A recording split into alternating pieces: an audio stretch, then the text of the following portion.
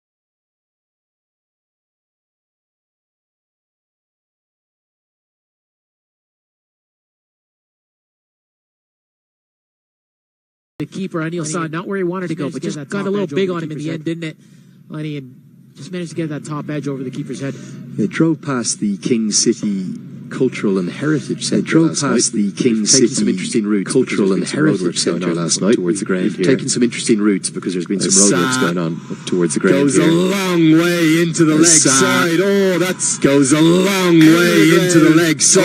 Oh, that's B. I think it is over the ground. Over onto pitch B. I think it is over there. What a strike from Anil Saturday or Sunday for this shot because he would have dented a car. He's lucky it's not Saturday or Sunday for this shot because he would have dented a car. That's where all the cars were parked on over the weekend. And Anil, not quite on his legs. Have a look at this. Drifted on his legs. Might have been over. You think he's taking that off? Stop letting fans that have shown up. Not quite on his legs, but he's driven this all the way over the few Nepali fans that have shown up. And I'll tell you over the Momo truck. No one's hit it over the Momo truck this entire trip. And I'll tell you something. It's a much shorter side. Consider that really good use of the conditions, and the reason why it's a much shorter side over towards that side today. 60 meters square. You'll be thinking lots of twos and threes out to the offside, and if you're going to target, it means the offside for the right-handers from this side today is 68 meters. So you'll be thinking lots of twos and threes out to the offside, and if you're going to target the boundary, even though there's a man out at deep backward square leg. Lots of good stuff on this tour for Nepal. Take him on, hit it over his head. Really good start for Nepal, just like they got off to that flying start in the power play yesterday. We saw that the other day. There's been lots of good stuff on this tour for Nepal. This is going to be very close. Height might be the only issue. Arnold Medela, one full game together. We saw that the other day. Implored with by Cali Mulla. This is going to be very close. Height might be the only issue. Arnold Medela, he's been pleaded with, implored with by Cali Mulla. From the reaction, it's definitely straight enough. A bit low, and Cali Mulla's natural height and bounce. He was getting closer. Was it taking it over the top? How close is this? There for a second. Judging from the reaction, it looks like it's kept a bit low, and Cali Mulla, he's disappointed. He was getting closer and closer to Arnold Medela. He's going to give him a bear hug there for a second, but let's have a look, Lenny. Mighty close. It's definitely straight enough, you'd have to say. I'll tell you something. He's deep in the crease, but height is the issue. He's on his tippy toes there as well, and mightily close, mighty close. If we did have DRS, I'll tell you something. You'd almost Aki Villias not happy nor Cali Mulla. I would say that's as marginal as you get. So one of those ones that could have gone either way here, you'd almost banker that that's an umpire's call in terms of the height. Clipping the bails, you'd have to say. Yeah, kind of clipping. So one of those ones that could have gone either way. Now run out chance. Cali Mulla, he just hasn't had the decisions go his way, has he? Fuller again. That's a better length. Sa wants a single. Now run out chance. Direct hit is going to be gone. And gone for all money. And a calamitous mix-up. I think Asif Sheikh did the right thing. I don't think there was a single there, particularly not to the left hand of Shoaib Khan. And a ball after surviving a massive shout. Anil Sa, well, he's run himself out. It's Ayan Khan, in fact, isn't it? The left hand. Great pickup and direct hit. And Oman have a wicket in the first over. Yeah, the last one kept a little bit low. This one, again, the tacking is coming to show. And Ayan Khan, he moved well there. No doubt about it.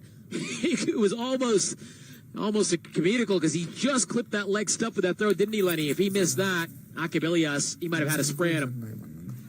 Anil Sa has run himself out for 11 at the end of the first over. It's 13 for 1.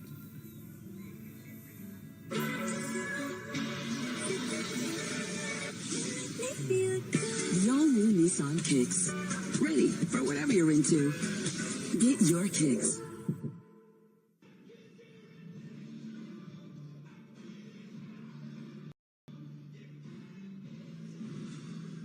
Well, what a dramatic start we have had here. Just moments after the big appeal,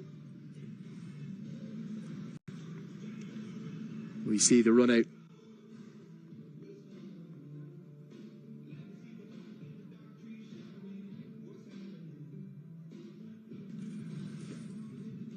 We'll hopefully be able to get those graphics updated with the fact that it was Ayan Khan with the run out, not just yet, just searching as to which of the Omani fielders it was. Shakil Ahmed is going to get things going with the ball from the far end.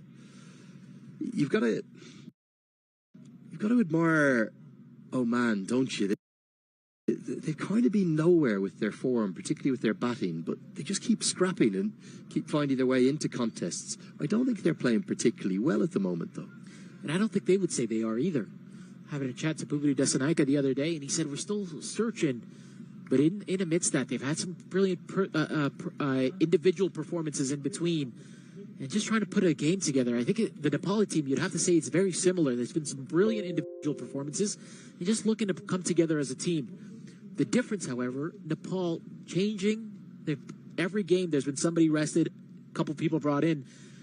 Oman, they're sticking with the same side throughout this T20 series, this No Frills T20 Cup. What do you make of that, Lenny? Yeah, look, for me, the T20s, I know there's international ranking points on the line, and there is a path, albeit one that's very much down the line, to automatically qualify and consider getting into the 2028 T20 World Cup. As we've seen Ireland do for this 2026 World Cup. They were the last side to get in on the rankings, and you do have to think of the rankings and their importance. They're important for funding as well. They're important, in various countries to, go to your national sports governing body and say, this is where we're ranked in the world. This is why we need more support. The Sheikh goes inside out over Rextra. He's got it wide of the man at long off. He does really well out there. Might be Rafaela who's going to keep it to just a single. That's, 3-run save, not just 1-run save. Outstanding stuff. He's very wide out there, isn't he, Lenny? I was surprised before the beginning of this over. He's very wide out there at long off, but the right call from Akib Ilyas as he saves 3 runs for his team.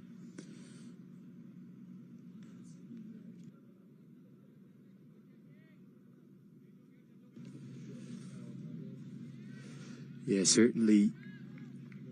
If you're going to experiment, Cricket World Cup League 2 is far too important. Like, every game is critical and must win there, right the way throughout the 2.5-year cycle. Yeah, that's missed everything, isn't it? I think this has gone through and clipped nothing at all. I don't think Pratik Attavele's had the best tour with the gloves. He's trying to say that it's come off something, but it's hit nothing at all, and Nepal will be pretty pleased with that.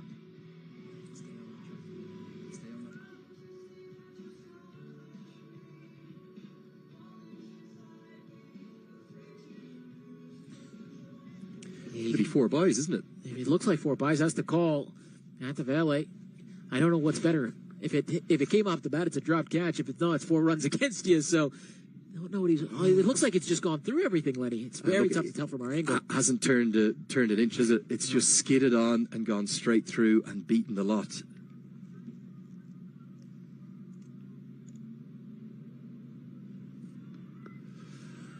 We just want to get a quick look at this Nepal team dugout, because one big piece of news overnight, the ICC update their rankings at, sporadic intervals. It depends upon the series. I'm not sure if he's there.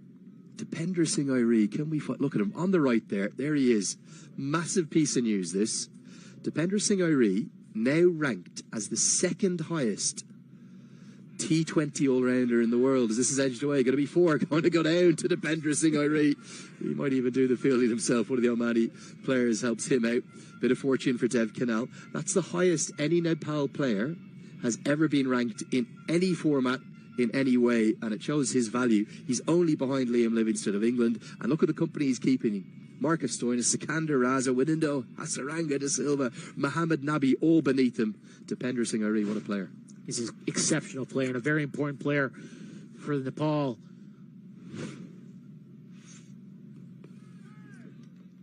And the one thing I'll say, Lenny, it's the impact that he makes in just such short bursts. 22 for 1 now after 2.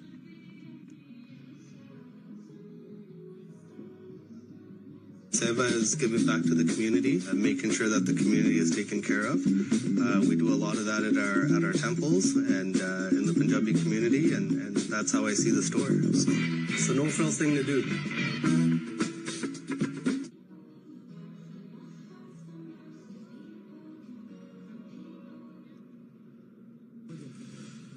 Yeah, so that was breaking news this morning, and it's lit up the news agencies across Nepal. The highest any Nepalese player has ever been ranked in any of the ICC rankings, and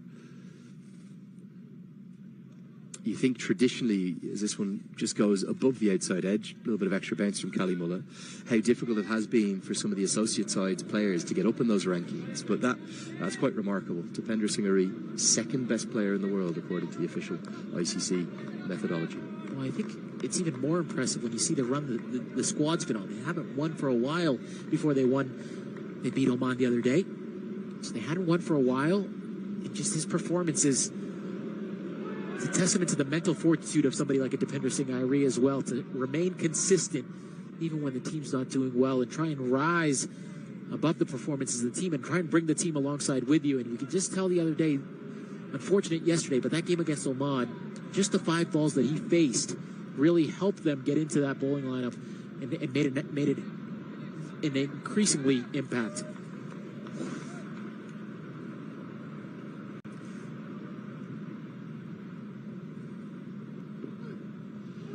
Three in a row, Asif Sheikh missing out upon. It's probably going to be a bit tricky, isn't it? Will the bounce be a tiny bit inconsistent? Yeah, it looks so early on in this game, doesn't it? Especially from Kalimullah, who's a tall man, so you expect him to get bounce. But we saw in the last over to Anil Shah, the loud LBW appeal, just keeping a little bit low. It wasn't full of length. So again, it is tricky, and it looks like Asif Sheikh there, just struggling a little bit here in the first 3 balls of this Kalimullah over. This time, he catches in. He's finally judged the bounce nicely. He's got it all the way for 6. Again, remember, that's the shorter side of the ground today. Probably not in full control, but gets enough of it to get the maximum. Asif Sheikh says, forget the offside. I'm going to go towards the leg side. It's probably around a similar line to the first 3 deliveries. So not much wrong from the delivery, but just different approach from Asif Sheikh there, and it goes all the way for 6. I think you can definitely see there's been a conversation at Nepal's end about going at it in the power play. They've actually probably, in this T20 series, they've probably managed the power plays the best of all the opening batters. The problem for them is actually being outside of that, playing the spinners from kind of 6 to 14. It's been an issue, isn't it? And you look at yesterday, from the 9th over to the 14th over, you might look at the end and say, oh, well, they've lost the game in the last 3 with their death bowling. But actually, if you go back to the root cause of that defeat, 70 for none after 9, 5 overs later, they're 84 for 4. Okay, it was slightly turning conditions. But Nepal, who face so much spin, they have to be better than that in those middle overs. I think the important part there is they've got a couple of left-handers as well, so they can leverage both sides of the wicket when you think about it. Left-hander hitting to the short side from the other end, and the right-hander hitting the short side. That's something they did well against Oman the other day and just weren't able to capitalize against Canada yesterday. It is bizarre, though, isn't it, to think of Nepal struggling against spin, how much they face back home. 3 have been bowled now. It's 29 for 1. Seva is giving back to the community and making sure that the community is taken care of. We do a lot of that at our temples and in the Punjabi community, and that's how I see the store. So it's a no-frills thing to do.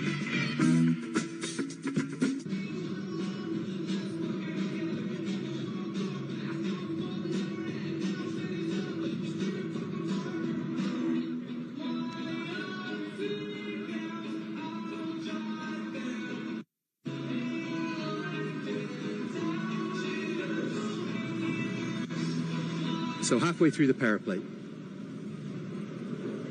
Shakil Ahmed is going to continue. He's done a really good job, hasn't he, throughout this series? Real competitor too.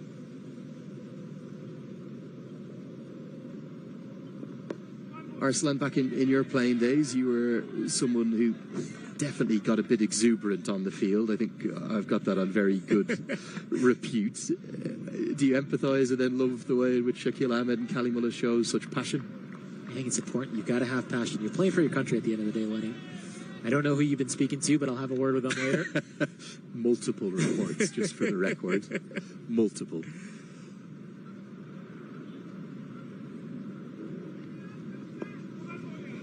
Yeah, they might think of a second here. Reminder, it's 68 metres out to that boundary. Yeah, that's not a particularly wise piece of cricket. Khalid Kale, he's almost on the rope. And that's a long way out square, the wicket out towards Dufferin Street. And that should have been a single. They've turned it into 2. Good thinking from Nepal. I think also Zishan Maksudi did not react at all there. He turned around, thought he was going to go all the way. But again, so much overnight rain. Long way for Khalid Kale to come in. Oh, it's another edge. Dev Canal. Oh, he's living very dangerously, and he's living very luckily right now. It's going to be Sandeep Lamachana who does the fielding down there, I think, and almost teases Who is it there? Excuse me, it's Kashyap Prajapati, who was just teased by the ball. Kanal hasn't looked in control, has he? But he gets another boundary. You got to ride your luck. When it's your day, it's your day. And right now, it's going Dev Kanal's way. He got beat by the inside edge, found the outside edge a couple of times, and the two outside edges, they haven't gone to the fielder. They've gone to the boundary. It's almost goaded in there, wasn't he, Sandeep Lamachani? Come on, you can get it. One thing I've been so struck by, I always am, when I go around the associate-only events, so many of these players off the field, from different backgrounds, different nations, they're incredibly close friends. It's the modern way, isn't it? Especially with the rise of the T20 and T10 leagues around the world.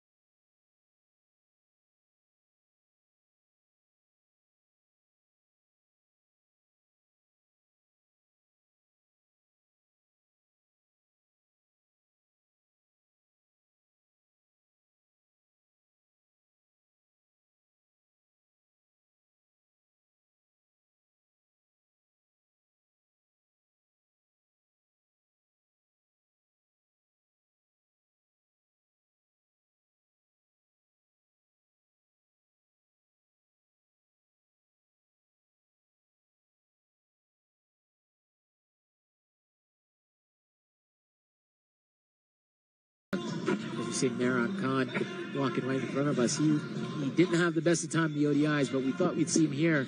They've really been on the shoulders of Ahmed Fayaz, but at Kalimullah, he said he's had a good time of it. He hasn't looked too happy in any of the games, has he? He's looked like he's been struggling, but he's bowled well. Yeah, it's a funny one for Imran Khan because he's almost played his way out of the T20 team through his ODI form, which doesn't make much sense. You could maybe say the same about Aaron Johnson. A couple of strange selections, I've got to say, from Oman and Canada. Just get a very quick look here at the points table. Just want to explain exactly the permutations as to what's going on. For Nepal to still win the series, they have to win today. But were Oman to win today, it basically sets up a winner-takes-all grand final tomorrow.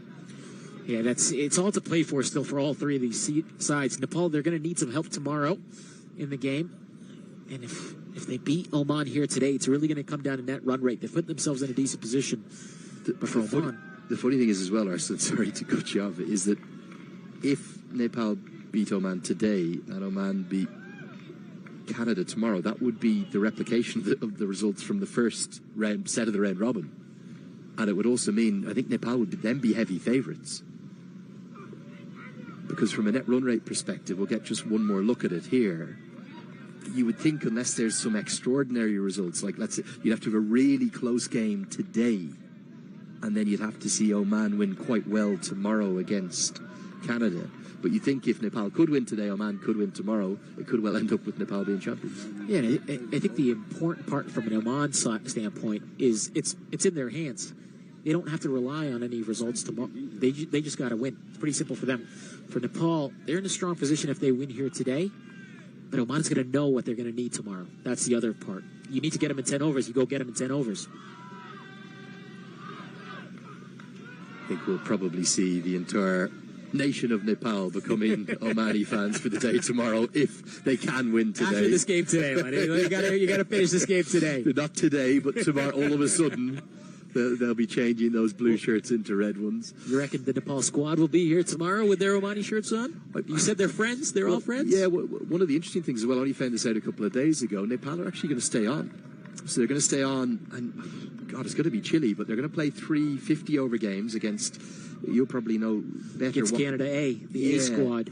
But it's going to be kind of a select 11, isn't it? They're going to bring a few people in Yeah, so they've been playing a couple of games over this week. They played a game yesterday, the HP Jaguars versus, I believe, the HP Tigers or Wolves. There's a lot of cats and dogs up here in Canada for some odd reason. But they played a game yesterday. It's a little bit of a selection game, and they're going to play again, I believe, tomorrow. And then the series starts on Friday, Lenny. It's a 3-game series, Friday, Sunday, Tuesday. A day off in between all 3 games. Oh, this has gone miles up. Not sure whether deep mid-wicket is going to be able to get there. He's not, and it plugs in the outfield. It's only going to be a couple, but the aggression continues. It's very clearly a ploy from Nepal in the power play. A little bit too full from Ahmed Fayez, but gets away with it. Only 2 runs to the total. Just to finish the point there, Lenny, I think it's smart from Nepal as well. They're heading straight down to the States after this, aren't they? They've got a big series coming up there, World Cricket League 2 games. The T20s before the World Cricket League 2 this time around. Yeah, 17th, 19th, 20th of October. That'll be at the Grand Prairie Stadium, that remarkable facility that Major League have... I only visited it for the first time this year, and I'd heard good reports from last year, but I hadn't managed to get there yet myself. As this is edged away for 4. There's a man out at deep third, but he's incredibly square, so this goes fine. Fayez Butt will feel as though he's unlucky, but it's 4 more to the total. Yeah, Def Canal, he's been riding his luck, but Asif Sheikh on this occasion, top edge, back of a length, and just looking to heave this over the leg side. Luckily for him, top edge over the keeper, in between keeper and gully, you'd say, for 4. Yeah, I think they're clearly targeting that shorter boundary, aren't they? Even though that's not where the ball is ending up sometimes. But yeah, that Major League facility is quite something. Just to look at the dimensions, 60 metres out to that leg side. That's why they're targeting it. It's because we've come all the way to the left as you look now on the square, and much bigger out on the offside. Yeah, this has gone miles up. Asif Sheikh could pay the price for playing across the line, and he does. At the Vele, does the business with the gloves. It was a simple catch in the end, and Fayez Butt might have conceded 1 boundary in unfortunate fashion. And Sheikh just didn't learn his lesson, did he? And he is going to fall. Another batter getting in and getting out for Nepal. Yeah, Asif Sheikh, he wanted to keep targeting that leg side, didn't he, Lenny? And on this occasion, just a better line on this occasion. The length is very similar to the ball before, but into the body. And Asif Sheikh can only manage to get that straight up in the air, and Atavale doesn't make a mistake. Actually, just the tiniest bit of shape from Ahmed Fayez Butt that's had an impact on that dismissal. Asif Sheikh falls for 16 of 14 deliveries, and with 5 overs bowled now, the score, it moves to 44 for 2.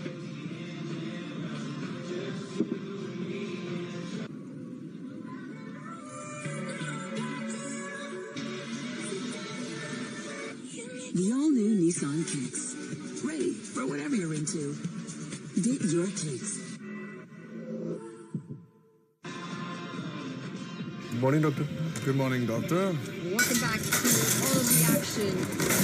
जबसम्म Colgate max फ्रेशले brush गर्दैन निन्द अनि पिछा छोड्छ यसको cooling crystals लेकर से यति ताजा you have no अन्दाजा Colgate max fresh निन्द्रा भगाऊ ताजगी जगाऊ 8 over mark a run, or 8 runs and over mark, I should say. Matt, good morning. How are you? Or good afternoon. We had a delayed start today. We did. It's sweater weather here on the cricket pitch. I see you got your parka on. Lenny has his toque on. He said he doesn't have any hair to keep his head warm, so he needs a toque. I've seen him moisturize his head, actually. With that dry fall air, I can imagine. Well, Shakil Ahmed coming in for his 3rd over. Kushal Malla walking out. That's going to be 5 wides. Poor delivery first stop from Shakil Ahmed. Well down leg. And they'll take these extra runs, Nepal. What do you think of the start so far? Pretty good. You're trying to take advantage of these first 6 overs, the power play. Getting 4 freebies right there will help that cause. 5 freebies, excuse me. Still learning the rules, folks.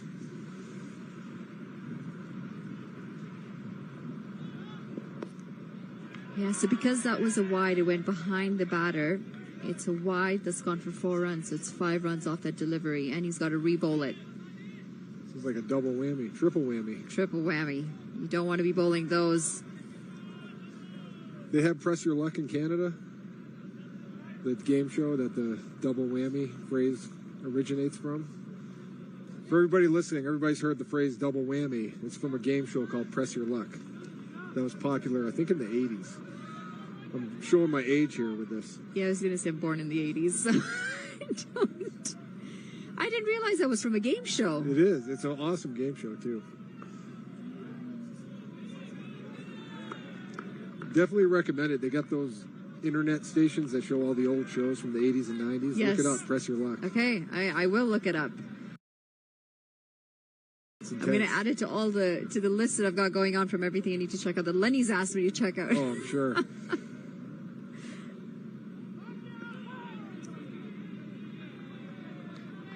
Well, big toss to win here for Oman. They won. They said they're going to have a bowl first. We did start an hour later, which means the conditions have had a little bit of time to settle down. Yeah, especially with the sun out, drying things out. But those of you watching, do not be deceived by the sun. It is nowhere as warm as it looks on your screen. It's actually sitting about 16 degrees at the moment with a cool breeze. Especially in the shade, where we are. Exactly, typical fall weather now. My favorite kind of weather. Is that your favorite season, the fall? Without a doubt. I love the foliage. I love the cool, crisp air. I run hot. Well, there you have a shot of how beautiful it looks here. The sun's shining, light blue skies, with a few white clouds. It's 3 swings in a row with no contact. Excellent over this. After the 5 wides, he pulls it back. Shakil Ahmed. It's going to be the end of the 6th over and the end of the power play. Nepal 50 for 2. The new A&W Ruffles Crunch Teen Burger. Let's go. Juicy grass-fed beef, topped with Ruffles cheddar and sour cream chips. Let's go! Let's go! Try the new A&W Ruffles Crunch Teen Burger. Let's go.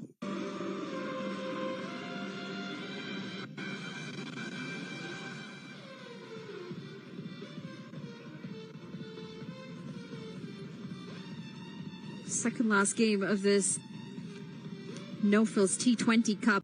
And it's an important one. Nepal have to win today to stay in the contest. And then wait to see for the outcome from tomorrow's game. Oman, got to win today, got to win tomorrow to claim this No-Frills T20 Cup. Yeah, you couldn't ask for a more exciting finish to the series. This is what you want. Everybody's still in it going into the last 2 matches. They had a bit of a shocker, didn't they, Nepal, yesterday? They really had the game in their hands, and then Saad Zafar came in towards the end and just completely snatched that win away from them. Some incredible batting from him. The rain as well coming in about 3 o'clock. It was an interesting period. Yeah, I mean, the one thing I've learned watching and broadcasting my first cricket series ever is how unpredictable it is, how fast momentum changes. You think it's going to be a certain result, and then at the snap of the fingers, everything shifts.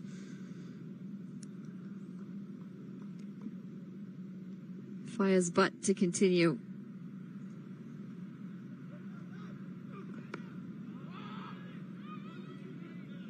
We've seen a few decent-looking shots from Nepal. Unfortunate to have lost that early wicket today. Losing an opener early can always happen. They've had a good stand between their 2 openers in mostly every game that they've played in this T20 series. Yeah, they really have. They've come out sharp. It's a matter of maintaining that throughout the match. It takes a tremendous amount of focus. I was talked earlier in basketball, we say it's a 48-minute game.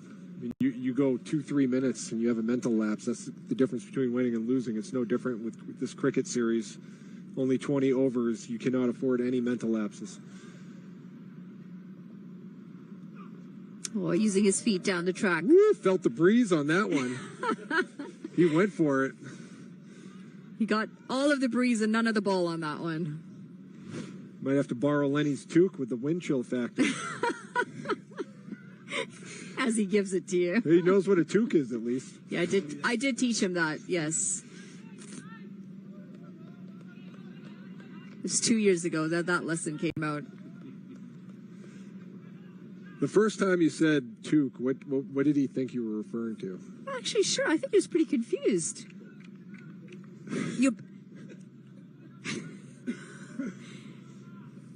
Lenny says he thought I meant bum. Well, it might run away to the boundary, and it does. Nice. Not where he intended that to go, but he'll pick up the boundary here.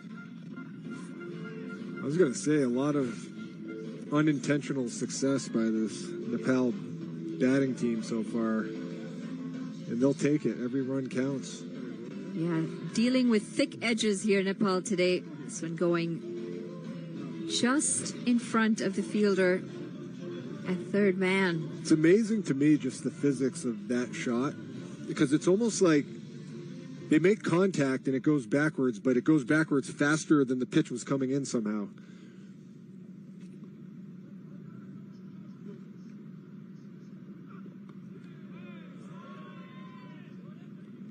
Pick up a single here. Yeah, actually, it makes it quite tricky when you're fielding at the point position as well, because the ball's always going to turn away from you after it pitches. You have to be careful of that spin. Yep. And judge your approach to fielding the ball accordingly. You got to pick the right angle.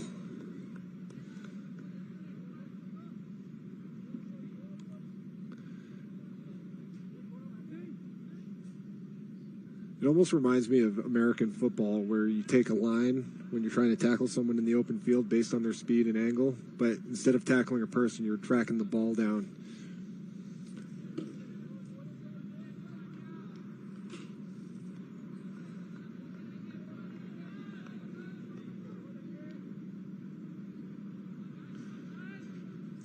Team Nepal really coming out aggressive in those first 6 overs, swinging for the fences and being rewarded. That's a good bouncer, that, from Fayez, but hitting the deck hard. Kushamala ducks out of the way. Yeah, would have been in concussion protocol with that. It's the end of the 7th over. Nepal 55 for 2.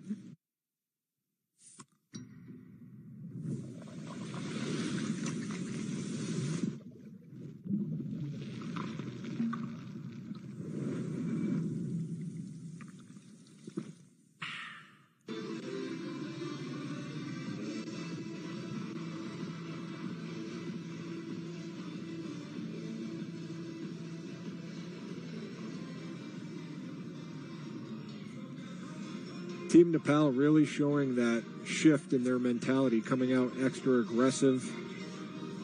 In the past, known to play a little more conservative, especially in those first 6 overs in the power play, but really trying to coach these guys up mentally to come out and take advantage of that, be more aggressive, look for more boundaries, and definitely be rewarded for taking those risks today. Well, it's a low full toss, and this might be a wicket. He's gotten a wicket. And of course, as soon as I say that, that happens. That's how we call that the broadcast jinx, Manali. We call the commentators curse in cricket. That's right. And that's going to be 3rd wicket for Nepal. Unfortunate way to have gotten out on that delivery. And so often we do see low full tosses result in wickets. You're not expecting it. This one not timed well. Definitely not. Good positioning by the Oman fielder. I mean, that was hit with pace, but just right where the fielder was. Well, you're talking about all of the tactical changes for Nepal. They've worked well for them in the T20 series, actually. It's been quite a change from the 50-over approach. And sometimes when it's not working, you do need to look at changing the batting lineup, just changing which batter is going to come in at what point. It's paying off for Nepal. It has in the first 2 games. Yeah, you see solid contact. I mean, if you hit it anywhere else in the field, that's a boundary, but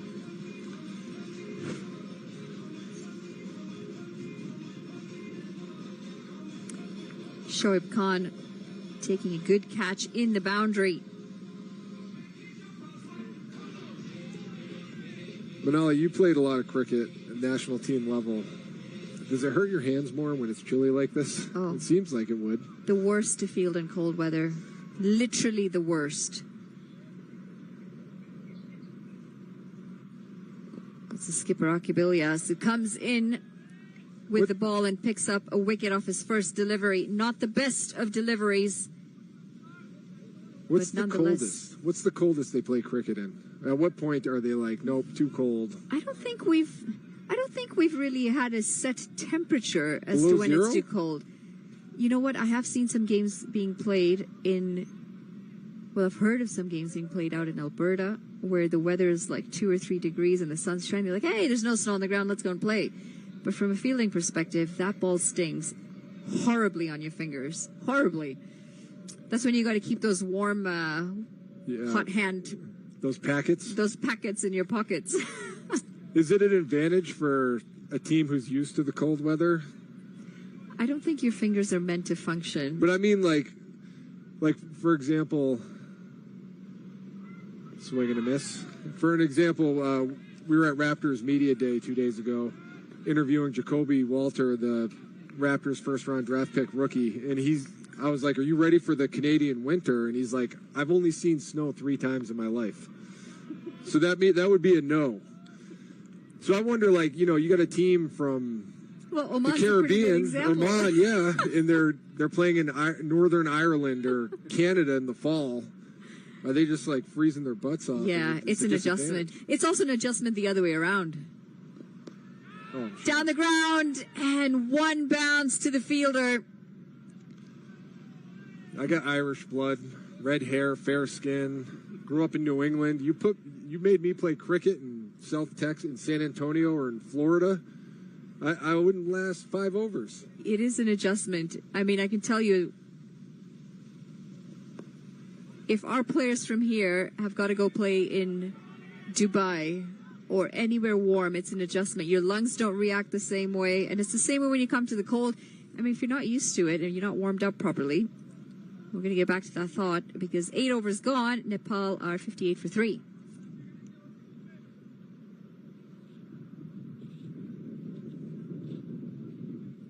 Seva is giving back to the community and making sure that the community is taken care of.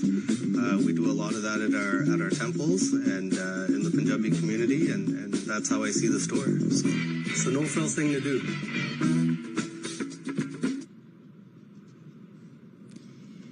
Back to the action, and an interesting conversation here with Matt about how we cope with cold weather and vice versa. Yeah. I mean, the coldest I've ever played was about 3 years ago, my last game, playoff game, and it was about 8 degrees Celsius. Your joints are stiff. Your fingers do not want to feel the ball whatsoever. You're actually hoping the ball doesn't come to you. Yeah, I mean, you're standing out there for a period of time, and all of a sudden you get a sprint. It's a pulled muscle waiting to happen. Another factor I'm curious about is altitude. In the NBA, we play in Denver, Colorado, which is a mile high, the mile high city they call it. In that first rotation, your lungs are just burning. It's actually a question that I asked Rohit Podal, the skipper of Nepal, at one of the post matches. I'm like, do you think you have an advantage to the altitude because you're so much higher? Yeah, I mean, the average altitude of Kathmandu is 1,370 meters. He did agree that, yes, there's definitely an advantage there. There is, but also this isn't like a anaerobic sport, I would say. Maybe if you're up to bat a long time and you're running back and forth, compared to basketball at least. But still, I mean, it can cause lightheadedness.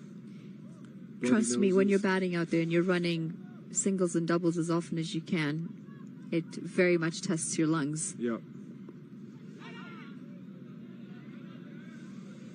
In fact, if you're not fit enough, you just start to notice that head starts to fall over a bit in your stance because you're still trying to catch your breath before the next ball. Never a good feeling. No, and it affects your batting. It's like in basketball. If you're tired, it affects your shooting. Zishan Maksud coming in from the pavilion end, and they've really slowed the run rate down here. Nepal are now going at 6 runs and over.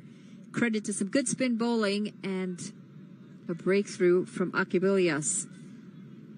The extra fielders don't hurt either.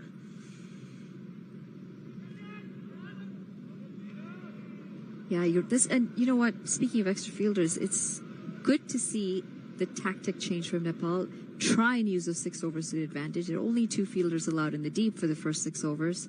And it's worked well for them. That's where you can make some hay. Into the leg side.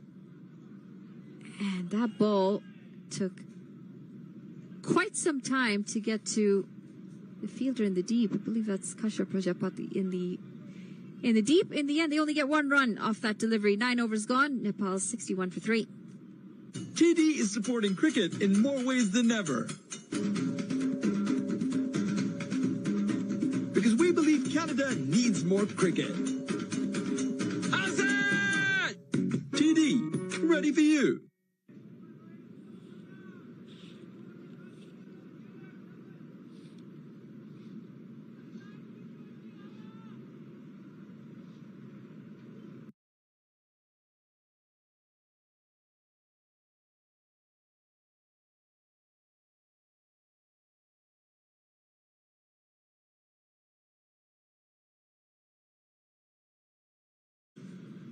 Yeah, we saw Nepal stall out yesterday in the middle overs.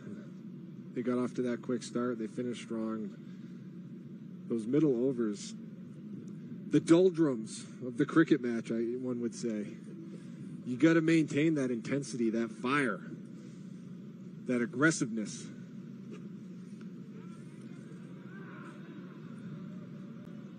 Solid spinners have played a very crucial role in most of these games. There is some turn out there for the spinners, and the ball doesn't quite come on as nicely as you expect in these pitches. It's a difficult time. Just makes it a little bit trickier for the batters, and there's quite a bit of spin to come still from Oman. Good looking shot this, going over the infield, and they'll get a couple of runs here. You know what? I forgot the other great part about fall. What's that? When I was saying it's my favorite season. There's no bugs. There's no bugs.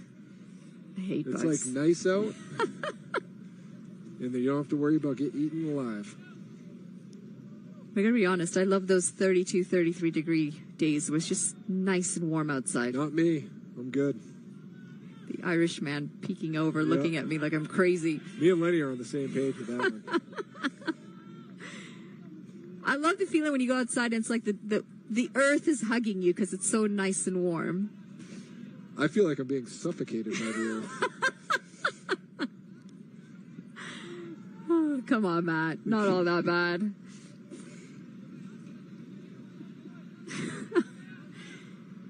You know what? We got to ask Oman what they think of the weather today. Yeah, that would be interesting. Wonder how they're feeling. I mean, they're in the sun, so it's not too bad. But like it's freezing. It's like this is nothing.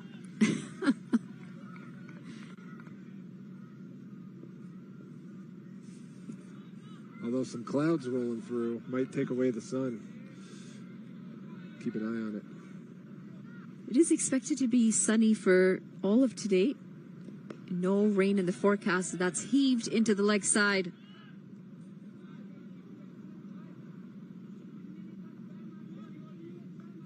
Actually, the ground staff have done really well, haven't they? We got quite a bit of rain here last night, and to only have the 1 hour delay, they were ready to go in pretty quick fashion. Pitches look good as well, well covered. Had the sawdust out. Ooh. Sharp single. Nepal just chipping away. 1s and 2s. And they do have time as well. We're still 1 delivery shy of that halfway point. They're sitting about 66. If they can try and get to about 140, they've definitely got a contest on their hands. Yeah, for sure. Especially given the historical data performance this series, that seems to be about the mark.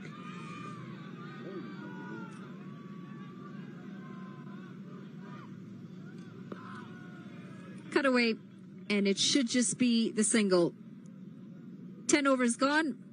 Halfway point of the game. Nepal 67 for 3.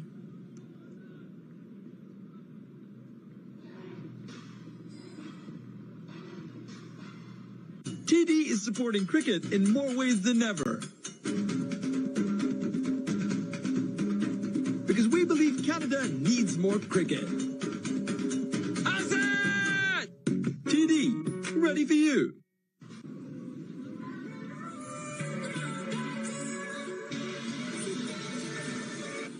The all-new Nissan Kicks. Ready for whatever you're into. Get your kicks.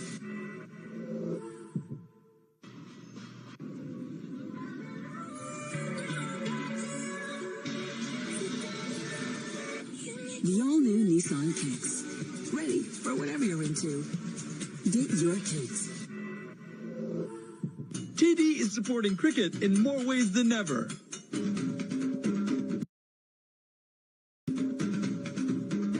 Because we believe Canada needs more cricket. Azad! TD, ready for you. As a business owner, you have a responsibility to give back to your community. We hire local and we serve local. Breakfast program, school program for kids. Seniors bus program, providing transportation to and from the store.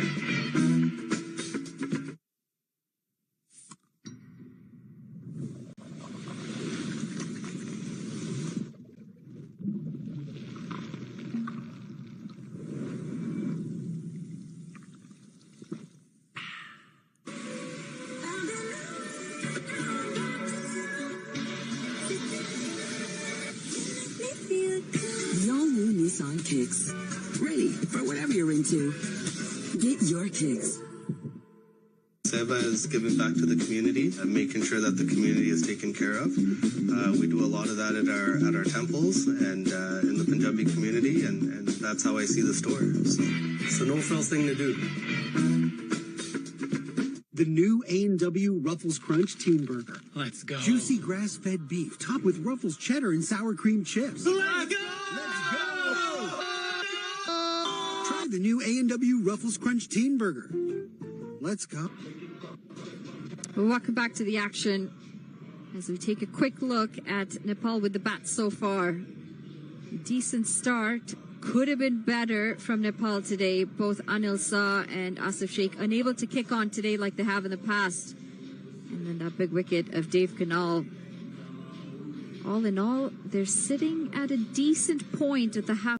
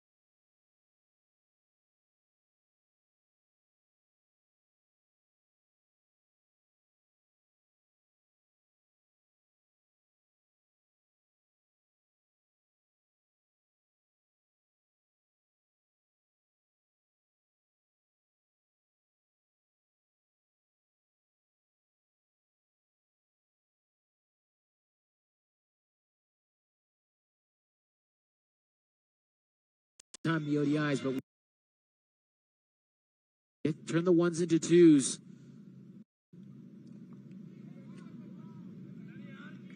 It's been tough to find boundaries, hasn't it? The last 3 or 4 overs just really drying out the boundaries. The pace isn't on the ball. The spinners are getting some turn out there. Yeah, they've targeted that short side, the leg side here to the right-hander early on in the innings. Again, looking to pull that, but just not getting a lot of reward for it. They'll pick up a single. It's going to be the end of the 11th over. Nepal 71 for 3.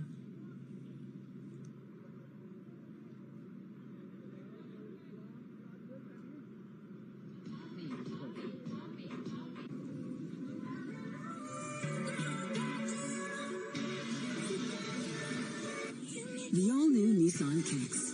Ready for whatever you're into. Get your kicks.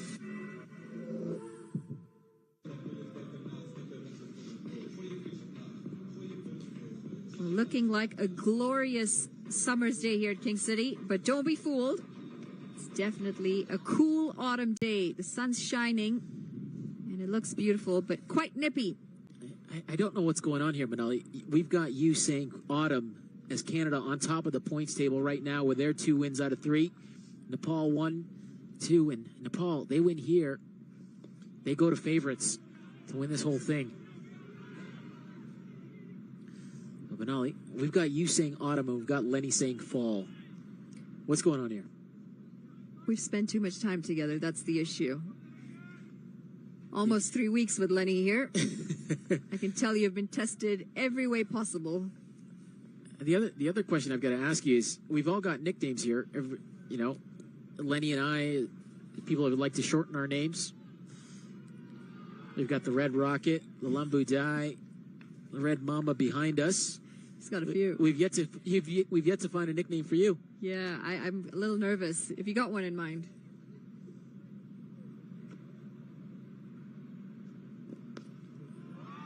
Well, this is a good-looking stroke down the ground. 6 runs picked up by Kushal Malla.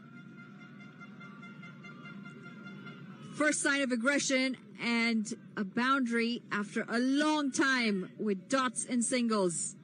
Much needed for Nepal. Favorite shot for Kushal Malla. This time getting over the top of Rafaela there. We see him warming up now.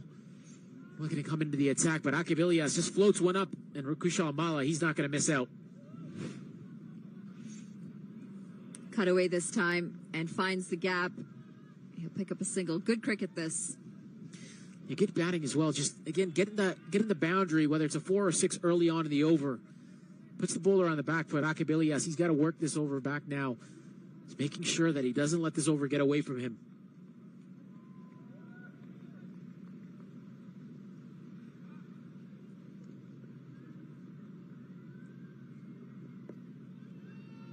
They're doing well working the gaps here. Nepal definitely wouldn't have taken a single on that. It's a good call. Yeah, Pratika Tavali, he moved well there, but not well enough to save the single. The man was out. Just having a look, it looks like Khalid Kale. He was out on the boundary to the right-hander. He's in the ring now to the left-hander. It's just not easy with a right-hand, left-hand combination. Akavilias going around the wicket to the left-hander.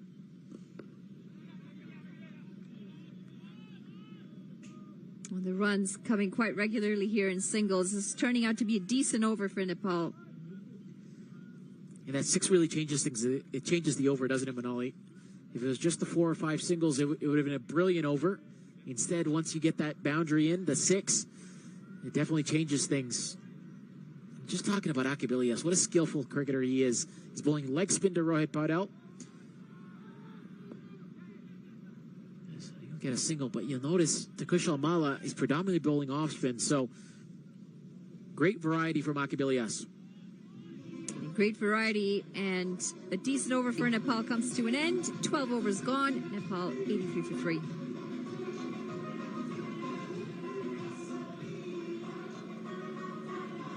Seva is giving back to the community and making sure that the community is taken care of. Is giving back to the community and making sure that the community is taken care of. Temples and a lot of that in our temples and in the Punjabi community. That's how I see the story.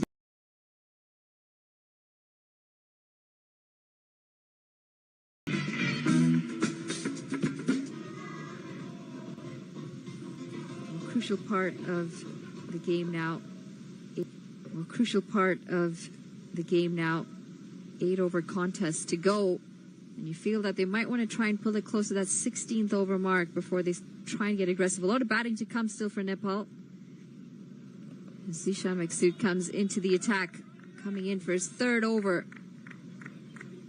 Still got Deepinder Singh Airy, likes of Gulshan Jha, who's been quite phenomenal, hasn't he, Gulshan Jha?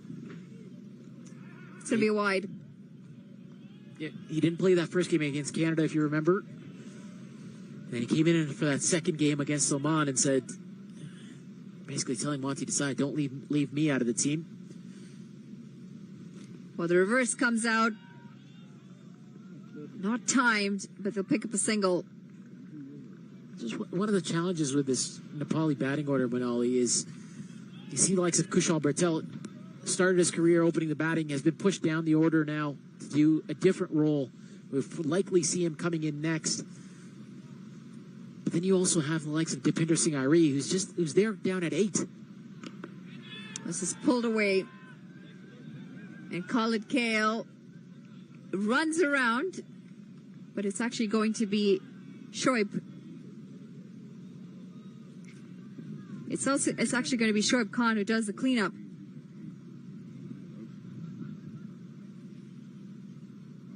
Yeah, Kushal Bala just moving around his crease there. Looking to throw Zishan Maksud off.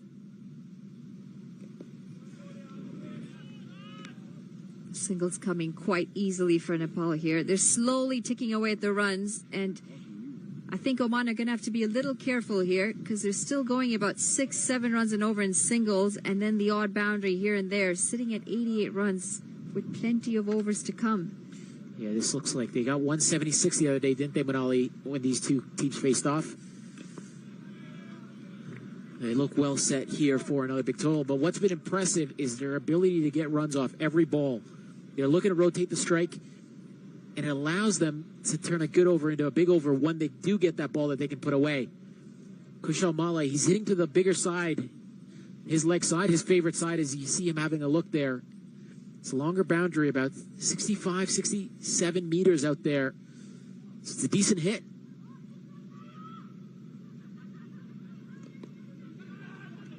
Oh, and gently pushed, and it should be 2 runs here.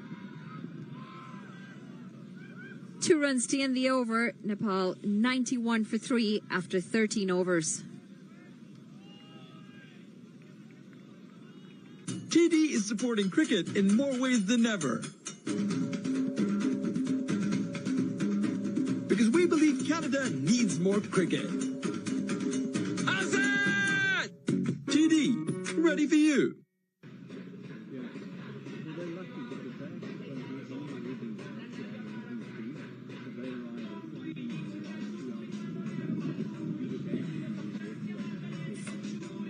7 overs to come as Nepal sit at 91 for 3. Think we're going to see a change in the batting order, RC? Not sure about the batting order, but we're having a change in the bowling. Right now, Rafiola is going to come into the attack, Manali. He hasn't had the best series with the ball, has he? The No Frills T20 Cup. He wasn't in the ODI squad. He's come in for this T20 Cup. Had a great cameo with a bat, but with the ball, although he's been quick, something that Oman have needed, but he just hasn't been consistent with his lines, as he's a number of wides. He's really had a couple of big overs. But yeah, I would love to see, and again, it's hard. There's so much batting still left for Nepal. You've got Gulshan Jha, Kushal Bertel, and Deepinder Singh Airy. Sompal Kami there as well. Sandeep Lamichhane is out there, and he considers himself a batsman if you ask him. We talked about Deepinder Singh Airy, number 2 in ratings. Sandeep Lamichhane wants to be there as well. You see a false start from Rafiola. Listen, Sandeep Lamichhane was 1 run away from pulling up his first ever half-century in the ODIs. He batted phenomenally well that day. But honestly, good aggressive bat when he comes out to the medal. I'll tell you this, Manali. I am never gonna go against the Nepali batting. Karan Casey and Sandeep Lamichhane, the amount of runs that they've scored against Canada over the years.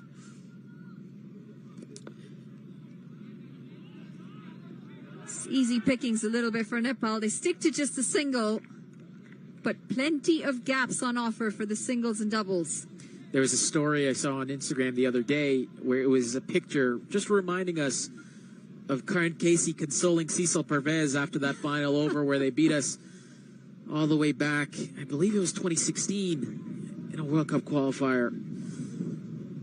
So yeah, never gonna say anything against the batting of Sandeep Lamichhane or Karan Casey for that matter.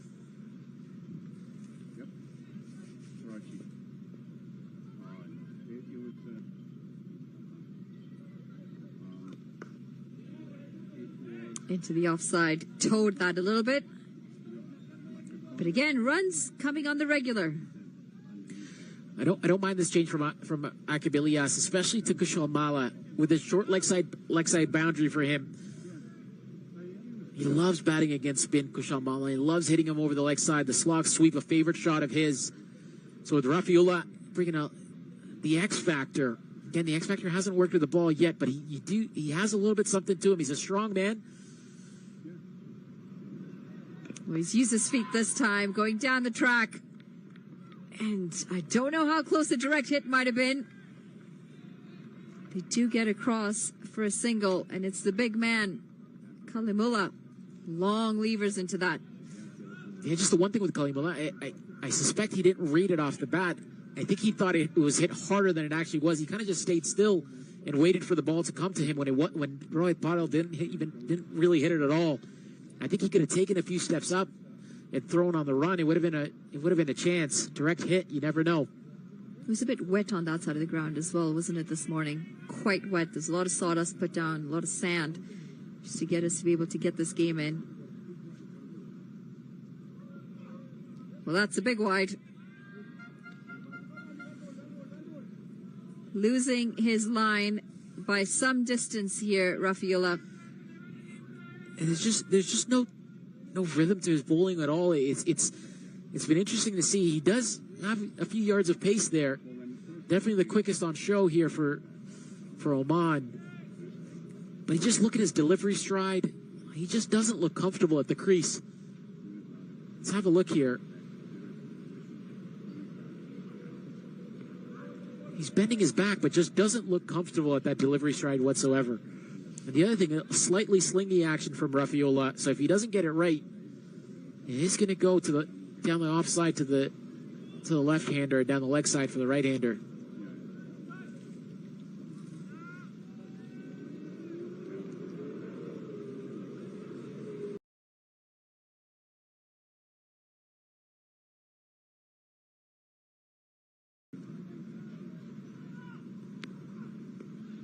That's a well-bowled delivery.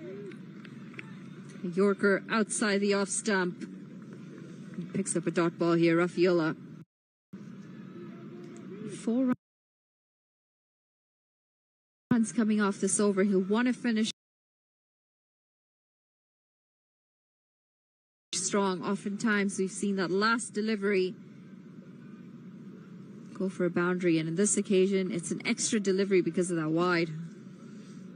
You can just tell the plan from Rafaela here to Kushal Mala, just wants to stay away from his hitting arc. And as we have a look now, Fayaz Butt, he's being brought in from third man. I don't know about this if he's going to consist with the wide Yorkers. Just looking to see where the man went out. It looks like Kalimula was pushed back at long off, and Fayaz Butt brought in. Manali, if he's going to bowl a wide Yorker here, there's every chance this goes right past Fayaz Butt for 4 runs.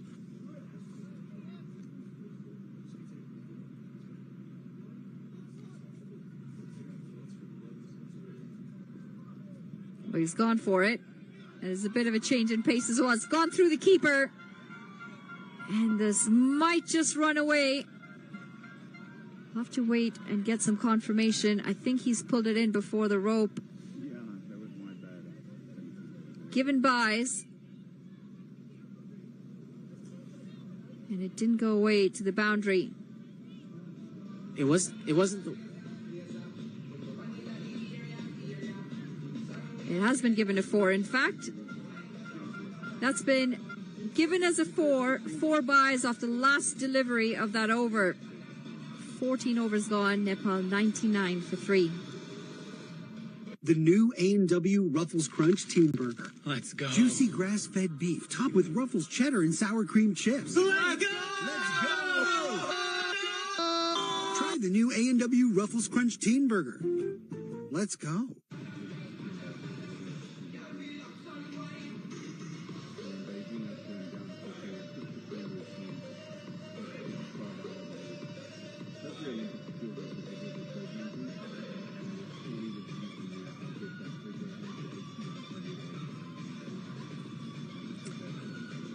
Well, we had said he wanted to finish strong, Rafaela, and in the end, it was 4 byes.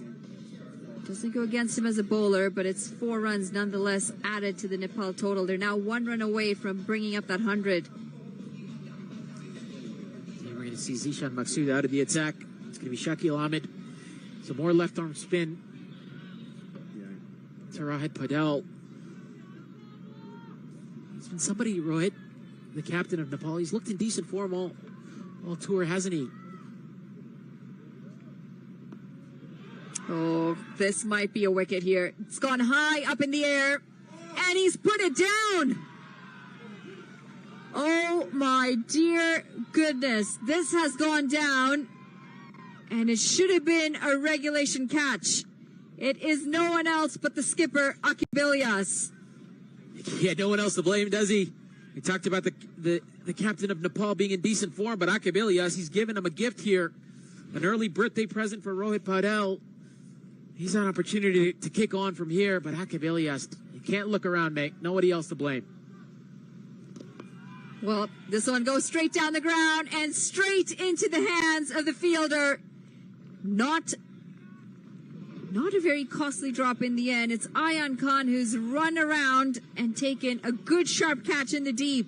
It's Kushal Malla who's out. And Shakil Ahmed does end up picking up a wicket. He picks up a big wicket there of Kushal Malla, who eats left arm spin for breakfast, lunch, and dinner when it's his day. Today wasn't it, though. He's straight to Ayan Khan, who takes a good catch. Akabilias, not sure what he was doing, but Ayan Khan, he was well up for it. Takes a decent catch running here on the boundary. Kushal Malla will be disappointed with that, Manali. He's gone for 19 off 26 deliveries. Not quite the strike rate that you would expect from him, but it's going to be Gulshan Jha who walks out to the middle. Nepal, 100 comes up, and 4 wickets down. Yeah, 100 thanks to the drop catch, but there's a good contingent of Nepali fans coming in, Manali, and one of the fan favorites, he's just walked out to the middle there in Gulshan Jha. You saw the ovation that he got. They weren't too happy that Kushal Malla got out, but they were in uproar as Gulshan Jha walked out to the middle.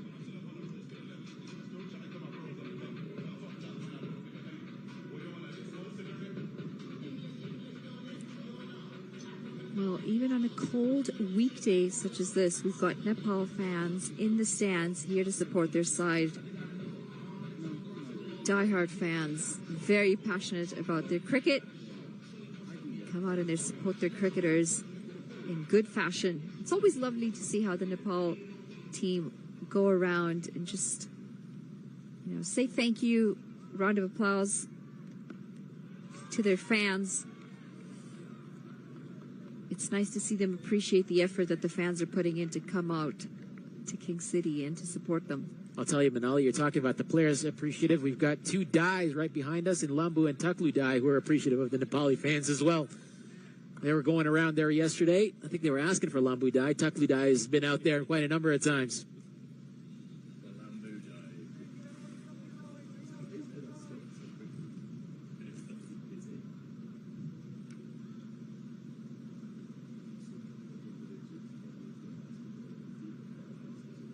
Well, it's well bowled. Past the bat, through to the keeper. You'd have to say Shakil Ahmed. He's been a star for Oman on this tour. A couple of times he's picked up the wicket off the first ball. Canada, Aaron Johnson shied away from taking striking in the game against Oman because he didn't want to face up to Shakil Ahmed. Oh, it's a slog swept, and it's got the distance. It's going to go for 6 runs. Good-looking shot this from the skipper, Rohit Padel.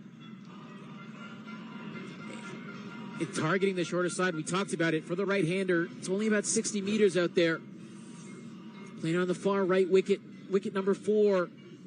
And Rohit Padel got all of it. Didn't get much air, but flat 6. Down to the Nepali fans as you see the flags waving in the stands. Oh, he's getting in for the reverse. He's out. Ball's missed. Half a shout. So much happening in that one delivery. It's going to be the end of the 15 overs. Nepal 107 for 4.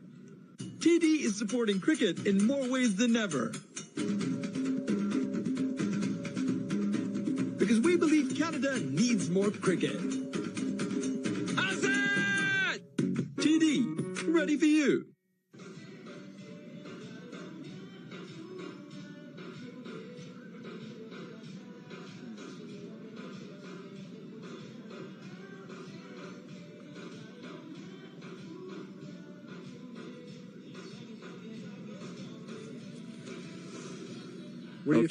What do you think, Lenny? Dynamic duo potential right here? Yeah, 5 overs remaining. Batman and Robin? You sense again, mate. It's game on here, don't you? I do. It's hanging in the balance. Gulshan Jazz been outstanding all tour. Rohit Paudel, the skipper, finding a bit of form, 25 off 26, that maximum he definitely needed. And if you're going to attack someone, I think it should be Rafaela. I know he can bowl quickly, but often it is the pace on the ball that will end up going the distance. Gulshan Jazz, he'll be positive. What can him and Paudel do in this last quarter of the first innings? He's going to start with a wide outside off stump. Great to have you back with us, Matt Bonner, in commentary. Andrew Leonard here alongside you. As Arsalan said, the Lambudai and the Takludai. Plenty of the fans, I was just up there asking for you up there. They're saying, where is Lambudai? But a quick story about these four. Upendra on the left and his wife Sujata, and Princey and Chiran. Now, you would think with Nepal shirts on, they're obviously Nepal fans, Nepalese origin, you'd think they're probably living in Canada. No. They're living in Louisville in Kentucky, which is a 17-hour drive away. They left at 6 a.m. yesterday, and they arrived into a soaking wet Toronto at 9 p.m. last night, desperately worried about whether or not they would get play today. Have you ever seen such dedication from a group of fans?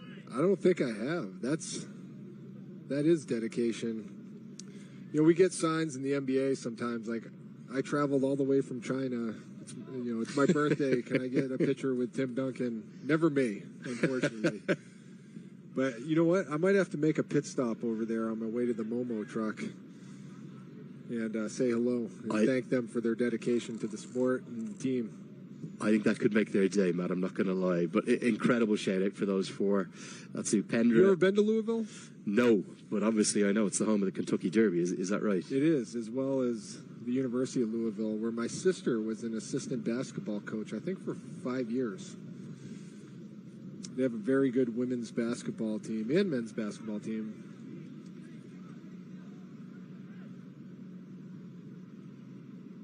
They take their college sports serious there, that's for sure, and their horse racing. I'm not going to lie, I've had to go to the map to work out exactly where it is, as this is pulled. Oh, there yes. We go. An outstanding stroke. Who else would it be but the skipper? He's got that right out of the screws. I said pace on the ball could travel. It's the largest side of the ground, and it's still 6. Nice job pulling it left. Listen, I told you this has dynamic dual potential. I'm sensing an energy. I mean, the crowd's all pumped up. And we've seen this Nepal team get hot coming down the stretch of their batting order, trying to get something going. Manali talked about trying to hit that 140 mark. We'll see if they can do it.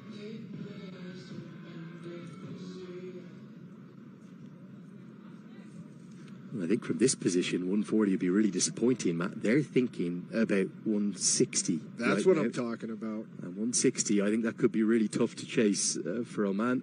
Great credit to the ground staff, though. This pitch is playing pretty well, and there's a bit of pace in it, too. Looks for the ramp, the scoop.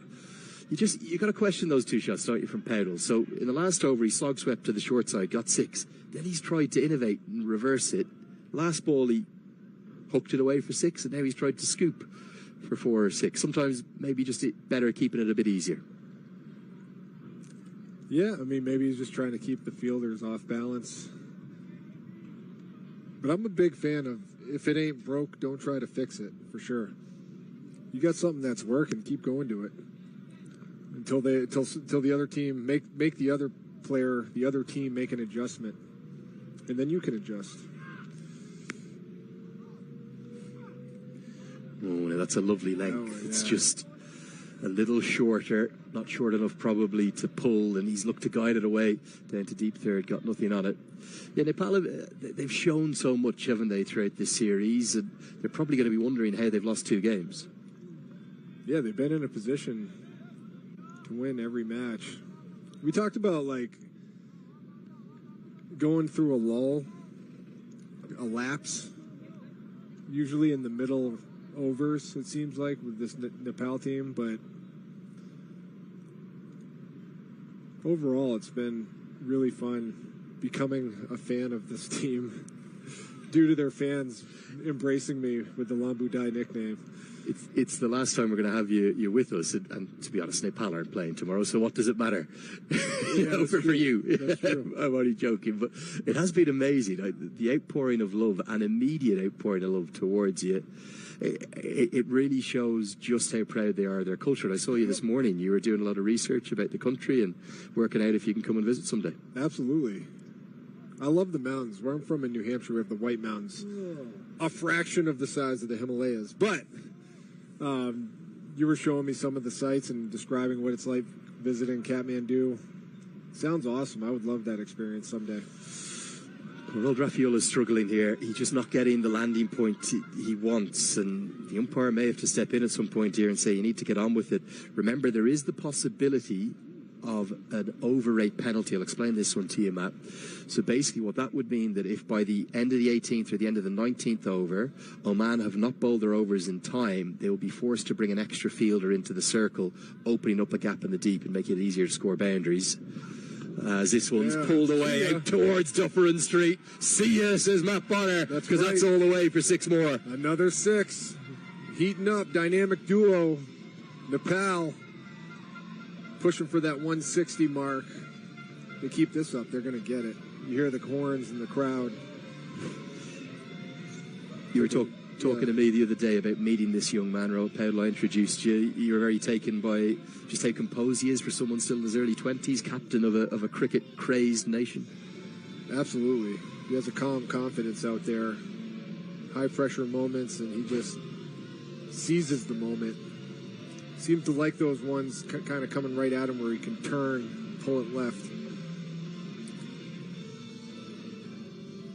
So if the bowler has too many false starts and it's taking too long, you mentioned there's that penalty where they will pull someone in at the end. It's the overall time of the inning. So it's not for the 1 over. If this 1 over takes 8 minutes, it doesn't matter as long as they're quick enough. Gotcha.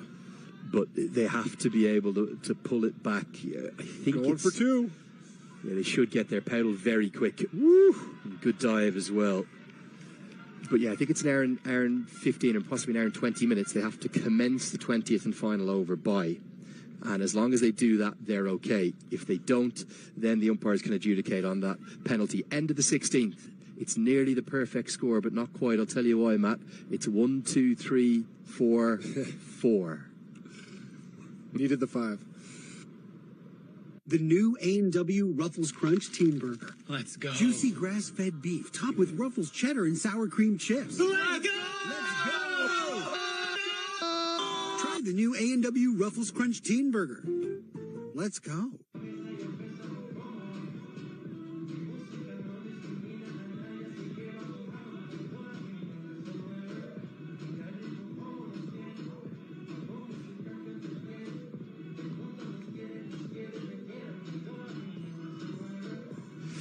The bowling figures there. 6 bowlers used altogether. Rafiola's being expensive, isn't he, with the pace on the ball. And with Kalimullah having 2 left and Ahmed Fayez but also having 2 left, you'd suspect that maybe it'll be those 2 that will close things out. I would suspect so, Lenny.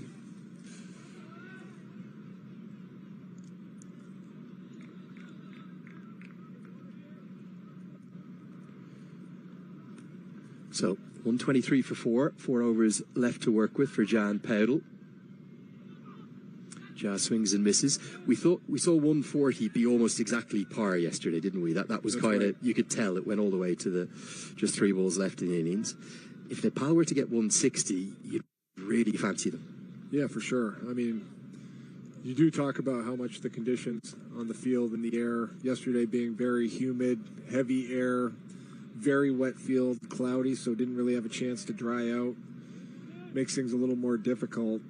Today, much more ideal conditions, despite the cooler weather, at least in my opinion. It's definitely chillier, but when the sun was out, it was almost a little bit pleasant over with those Nepal fans. Bit different now, it's clouded over again. Yep, my last rotation, I mentioned those clouds coming in. And now, this could be a chance at mid-on, and for the first time in this entire tour of Canada, Gulshan has fallen for a single-figure score. He's been simply exceptional, the young man, with his all-round skills throughout, but he's been bounced out by an aggressive delivery from Fayez, but Rafiola takes the catch, and it's a big, big wicket. It sure is. Kills the momentum for Nepal.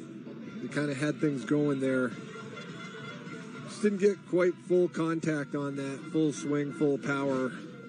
Take a look at this replay. You saw it kick when it hit the ground. He just get the full extension. Just got cramped for room. Jammed him up. Gulshan Jazz gone for 2. The score 1, 2, 3 for 5. As a business owner, you have a responsibility to give back to your community. We hire local and we serve local. Breakfast program, school program for kids. Seniors bus program, providing transportation to and from the store.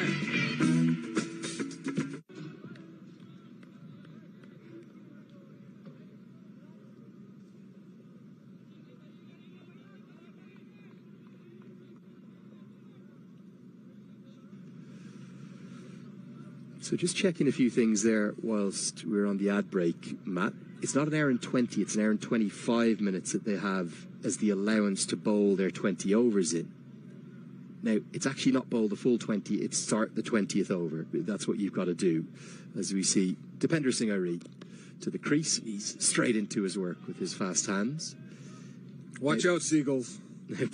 By our calculations, Matt, we are at the end of this over. We're going to be an hour and 25 minutes into the innings. Now, that's the limit.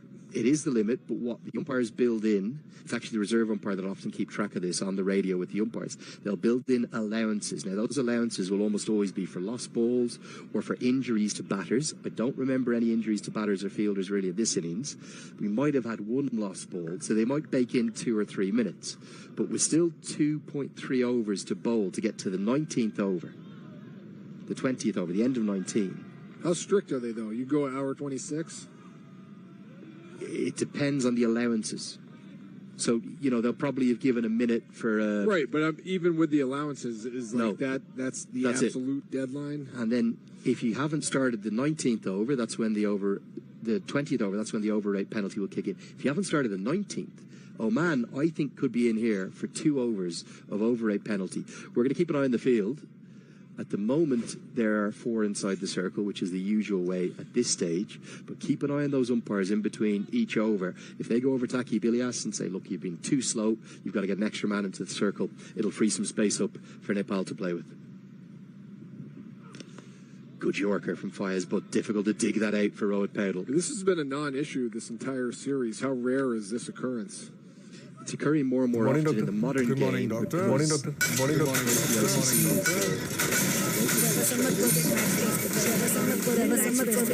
इसको cooling crystals लेकर से ठीक है इसको cooling crystals से Colgate max निंद्रा भगाओ ताजगी जगा. There's a 60-second timer between overs, and if you didn't bowl that first ball of the next over within 60 seconds, you got 2 warnings, and the third time it was a 5-run penalty. It actually happened in one game as well, and it was critical because USA were playing India in New York. As Paudel loses all his shape, works it into the leg side, won't get the second. Come back and finish that story at the end of this over. It's 17 bowled, 1-2-5 for 5. As a business owner, you have a responsibility to give back to your community. We hire local and we serve local. Breakfast program, school program for kids. Seniors bus program, providing transportation to and from the store.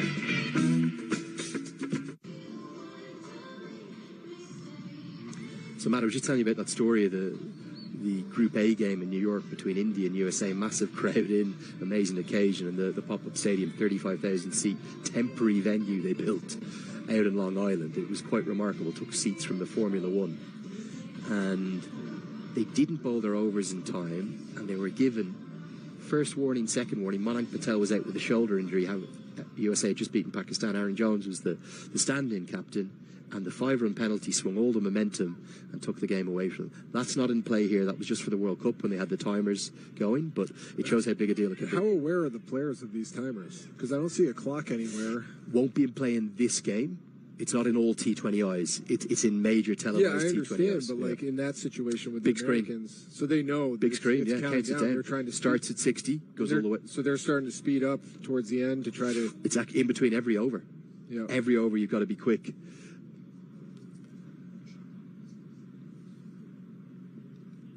Edged away, going to be 4. There we go. Bit of fortune. Cally Mulla back into the attack. Powdle gets another boundary, gets good reward for more aggression. Kicking things off with a 4.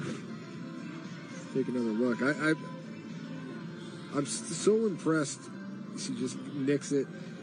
This velocity, it comes off that bat going backwards. Just doesn't seem like the physics should work out like that, but it does. I heard you talk about that earlier. Yeah. I'll give you a little bit more on that. It's something, particularly if you're a slip or a gully fielder, you're acutely aware of the guys who stand in. There's none of them in there now because we're right at the death of the innings. But the more velocity the batter tries to put on it, it'll often fly off that edge. And it's going to be bowled, I think. No, it's not. It's the bat that's had a little bit of the inside edge fallen off it. Rowan Powdle, I'm pretty sure, is going to be calling for a new bat here. I thought it was the bail flying. Now, hold on. It looked like you got a piece of the ball. What happens if you get a piece of the ball and the ball still hits it? Now, it was a free hit. We've missed that entirely. My fault. It was bowled. It wasn't the bat flying off. But because it's a free hit, he can't be out. So he's actually played it onto his stumps. Sorry, Matt, I was too busy telling you the 5-run penalty story. It is the leg stump that's been hit. It was the free hit. It's the thing that fans often miss. We've missed it here. So obviously, Cally Mulla, the ball before, he overstepped. It was a no ball. It was a free hit. And that's the perfect example. You can't be out, and you can even still run a single. That was good hustle there. Full straight gone. Depender Singh trapped LBW. Cally Mulla gets the Yorker in. A dramatic over. It's all happening here. No balls. Wickets off. No ball free hits. And now the wicket. The number 2 ranked all-rounder in the world. He's dismissed. Action-packed over right here. You mentioned it. Take a look at this ball right here. Right in at the ankles. Deep bounce. That would be a wicket. And that's going to cannon into middle, maybe middle and leg stump. A little bit of late, possibly even reverse swing from Cally Mulla. It tailed in late. It missed the attempted stroke of Dipender Singh, and that means that Nepal have got themselves into a little bit of trouble. They keep losing batters. Not happy, but he's got to go. Dipender Singh, the latest to fall. It's 131 for 6.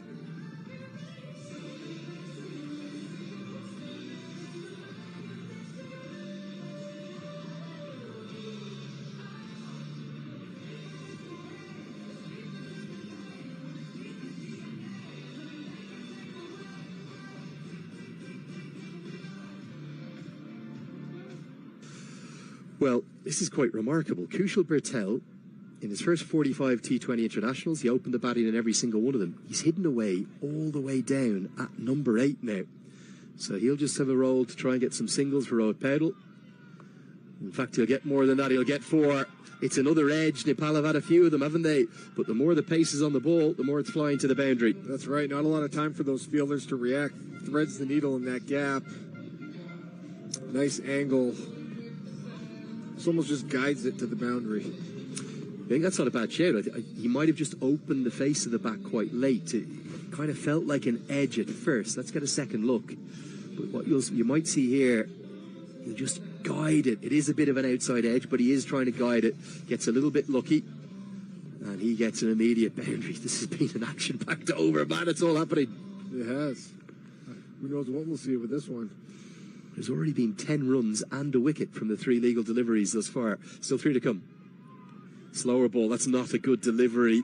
But Kushal Bertel can't get it behind square enough to get 4. Means Powdle will get back on to strike. How impressed have you been by him today, Matt? Yeah, super consistent.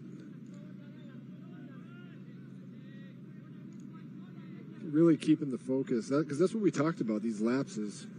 But he has not had one. He's been locked in. Mental toughness, especially at this point in the series, too. Four matches in 5 days, that's not easy under any format.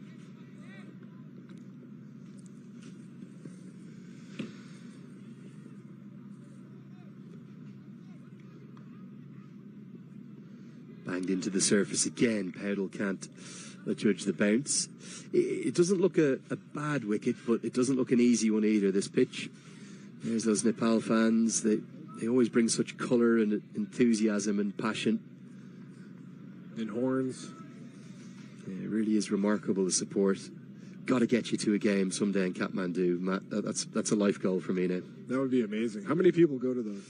Well, I'm going to actually show you a little clip here. Pretty big crowd? There was a game last year on March 16th. They usually sell out the TU International Cricket Ground, but this particular game was to get them to the Cricket World Cup qualifier, and 6 weeks prior they'd been right on the edge of losing ODI status. Oman taking a long time again to bowl their overs. I really think we're going to see a fielding penalty. Oh, that is quite brilliant. What a way to go to 50. That, for me, is the shot of this No Frills T20 Cup. It's the reverse scoop over your shoulder. Unbelievable, Matt Bonner. That's the first one I've seen. That was the first one I've seen ever. Granted, this is my first series, but yeah, I mean, how hard is that to hit it backwards over your shoulder for 6? Well, Kalimullah is north of 80 miles an hour, in and around 130 kilometres an hour. Take another look at this. Look at the way he opens his body up, judges the bounce, and it's just a flick of the wrists. That is quite sensational. So you're using the velocity from the bowler to get it there, basically. Yeah, phenomenal. Rounds out an awfully dramatic over. Kalimullah expensive. It's 142 for 6. Seva is giving back to the community, making sure that the community is taken care of. We do a lot of that at our temples and in the Punjabi community, and that's how I see the store. So it's a no-frills thing to do. Going to be 6 more. Kushal Bertel getting into the act now. Straight is the place to hit there, and a few of our staff just about avoiding that. Not far from our commentary tent either. Bertel all the way down at number 8, showing he has power too. Nepal heating up. You talk about hitting is contagious.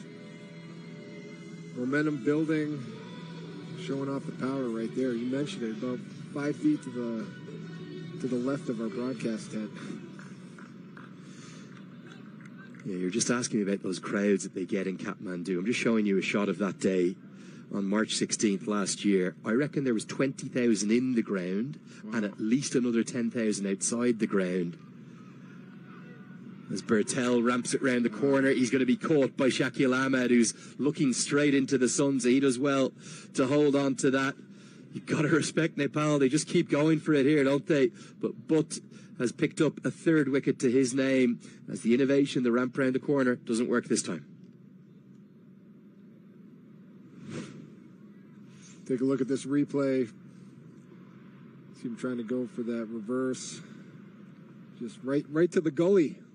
The gully? Is that the gully? It's the leg gully, yeah, or kind of you call it a short fine leg fielder. It's a defensive position. So Bertel falls for a very quickly made 11, including that big 6. It's 148 for 7.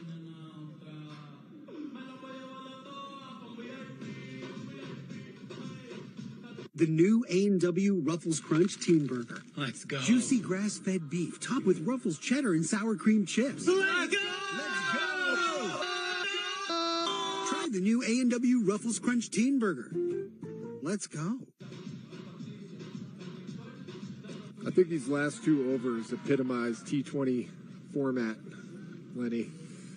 Just going for it, taking risks, action-packed. Yeah, firstly, I fully agree with you. And secondly, I actually want to give Nepal a bit of credit for something that they've corrected. I thought yesterday they didn't use their resources correctly. So if you think about it, after 9 overs, they were 70 for none. You have 10 wickets to work with, you've got 11 batters in total. And they ended up scrapping up to 139. They did lose those 4 wickets in that kind of tough period, but they weren't really playing aggressive strokes, were they? It wasn't like they were living by the sword. They were just kind of nudging it around. They weren't going anywhere. That's right. It was very mundane, just picking up ones. Not nearly as much action as we're seeing today. There was a lack of intent, whereas today has been the opposite. So again, Monty Desai just showing how brilliantly he turns things around. This one cut away. They'll think of the second, but they won't be able to get it. Rohit Paudel in bringing up that 50 in what today is his 56th T20I. His numbers are even better than you'd think. Just a lot of the performances he's put in have been in not full internationals, player of the series in that West Indies A tour last year. It's a 7th career T20I 50. And as so often for Nepal, when Rohit Paudel goes well, his team go well. He's a leader with the bat. And also kind of what you said with regards to the shift. I think that's a sign of good leadership. Being able to recognize that. We talk about making adjustments within a series. So important. If you want to bring home that cup. You know, to be able to look at yourself critically and say, what could we have done better?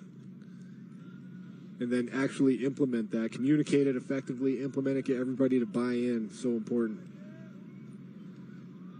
Yeah, just remarkable. I think he's just 22 years of age. Incredible the way in which he's taken that responsibility onto his shoulders, the way in which he's managed some difficult times, some really tricky stuff.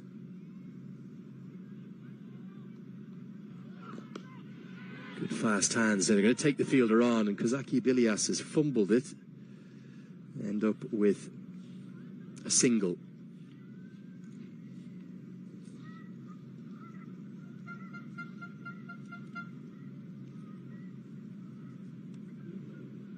End of the 19th, 151 for 7.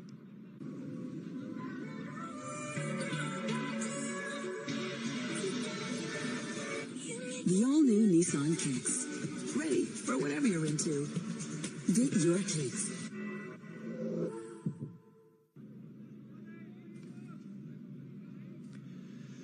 So 1 over remains. Kali Mullah is going to bowl it. And Sampal Kami and Rohit Paudel will try to drive Nepal up to that 160. They might even fancy north of that. It is funny to think of how many good patches they have had through this No Frills T20 Cup and how they've lost 2 games. Yeah, and I was talking with Manali on an earlier rotation. Just when you think you have a match figured out, guess what? You don't. Things change so rapidly. A couple big plays on defense. We saw those diving catches on the first day. Kind of changed things. A hot bat. Hit some boundaries. Just every ball matters that much more in this format. Well, we've just got to keep an eye on something here. And the fielding rate penalty has been applied. 5 fielders are in the circle, not for 2 overs, just for 1. I think they've been pretty lenient, Tony, apply it for 1 over. So there's a lot of space for Rohit Paudel now to target as he comes on to strike. It's forced an extra gap in the field. Just see if we can get a look at the field. So that's the first time we've seen that fielding rate penalty applied. So you can see there, you've got fine leg on the leg side, a backward square leg, a mid-on in the circle, also have short third up in the circle and extra cover. 5 fielders in the circle, good umpiring. Could have been for 2 overs, it's just for 1. So now time to really let it rip. It's like a quasi power play. Oh, great skills from Kali Mullah. Gets the Yorker in, right into the block hole.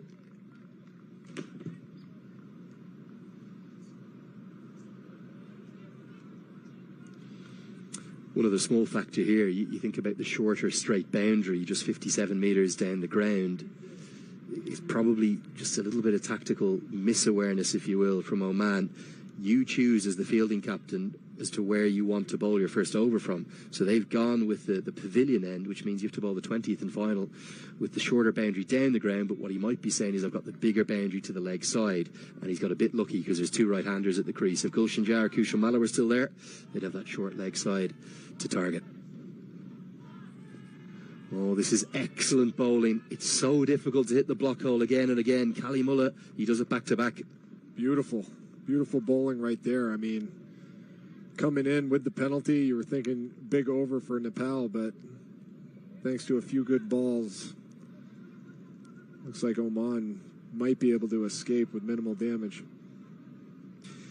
Momentum in T20 cricket in particular is such a massive thing. It is in ODI and Test cricket as well, but if Oman could go in to the end of this 20 overs feeling as though they've kind of won the last 2 overs, they'll just get that little boost for when they go out to chase this total. I still think it's slightly above par, as Powell gets a bit more innovation and gets it away for 4.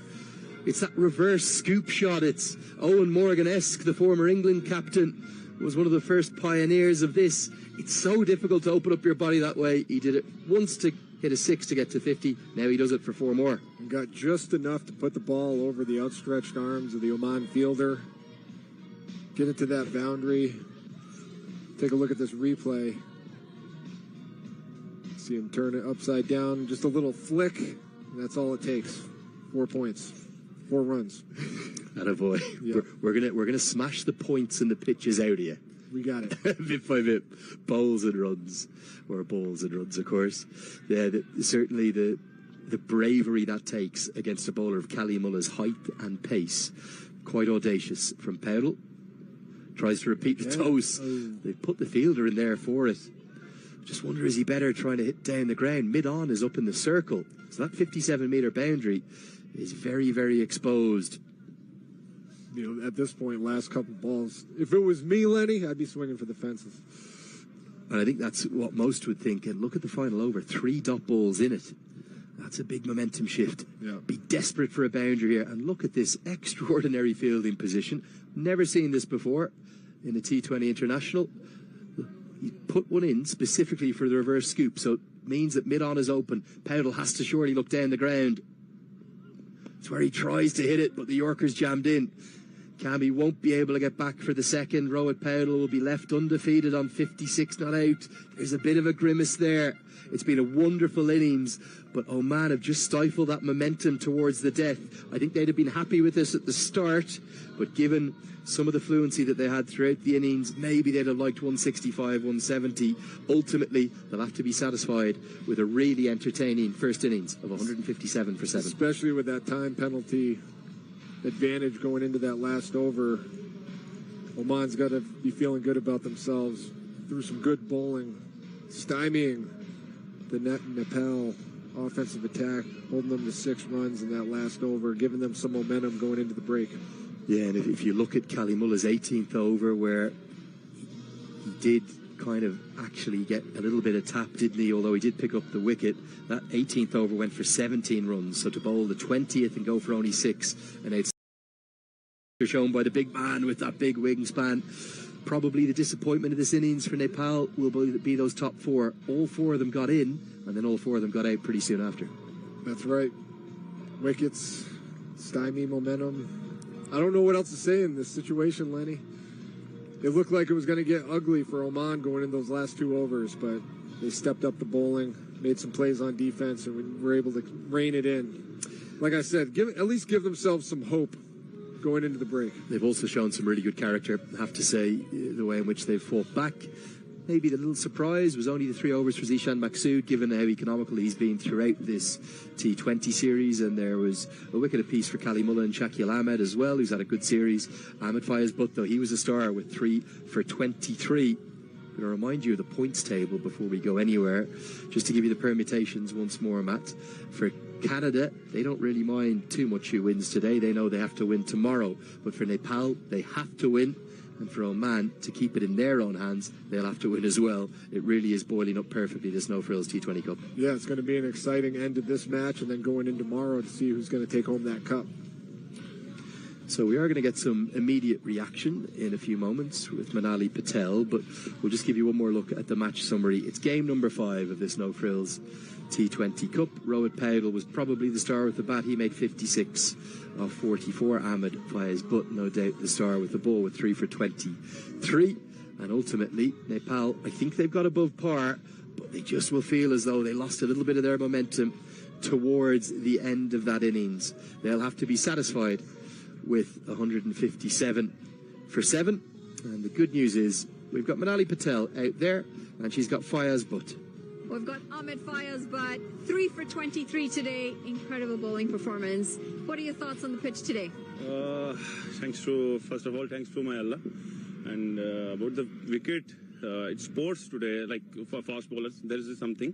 Like swing is there in with the new ball even. But if you see in old ball, last match we got reverse, but today no reverse is there. But we stick to our plan.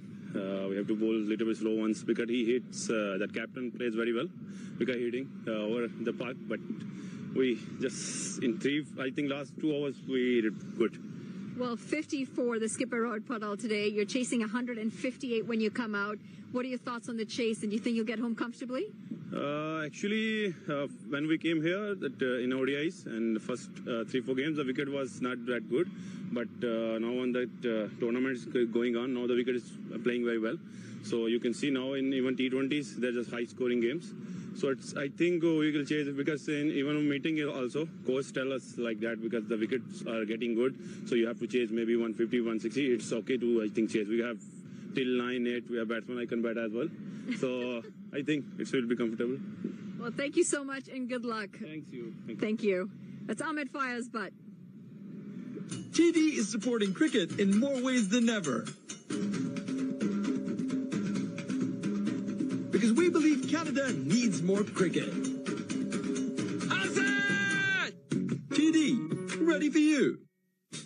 As a business owner, you have a responsibility to give back to your community. We hire local and we serve local. Breakfast program, school program for kids. Seniors bus program, providing transportation to and from the store.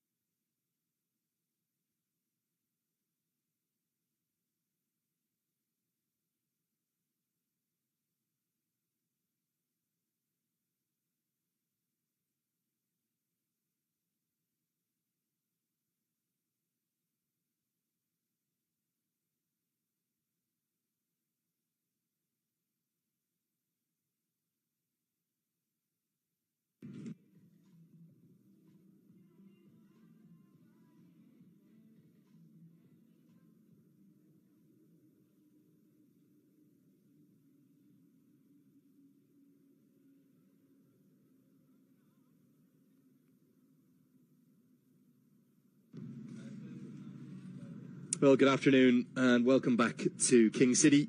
It's a bit of a frigid, cold autumn, fall day, whichever way you want to call it. Andrew Leonard here alongside Matt Bonner. You can literally feel the shift in temperature when a cloud goes over the sun. That's for sure. And we are all set for the start of this second innings. It's going to be 158 runs required to win. Sampal Kami's got the new ball in hand, and Aki Bilias is on strike. When he starts aggressively, hits it on the up through the offside. Powdle leads a trio of Nepali fielders herring after it, and they'll keep it to a couple.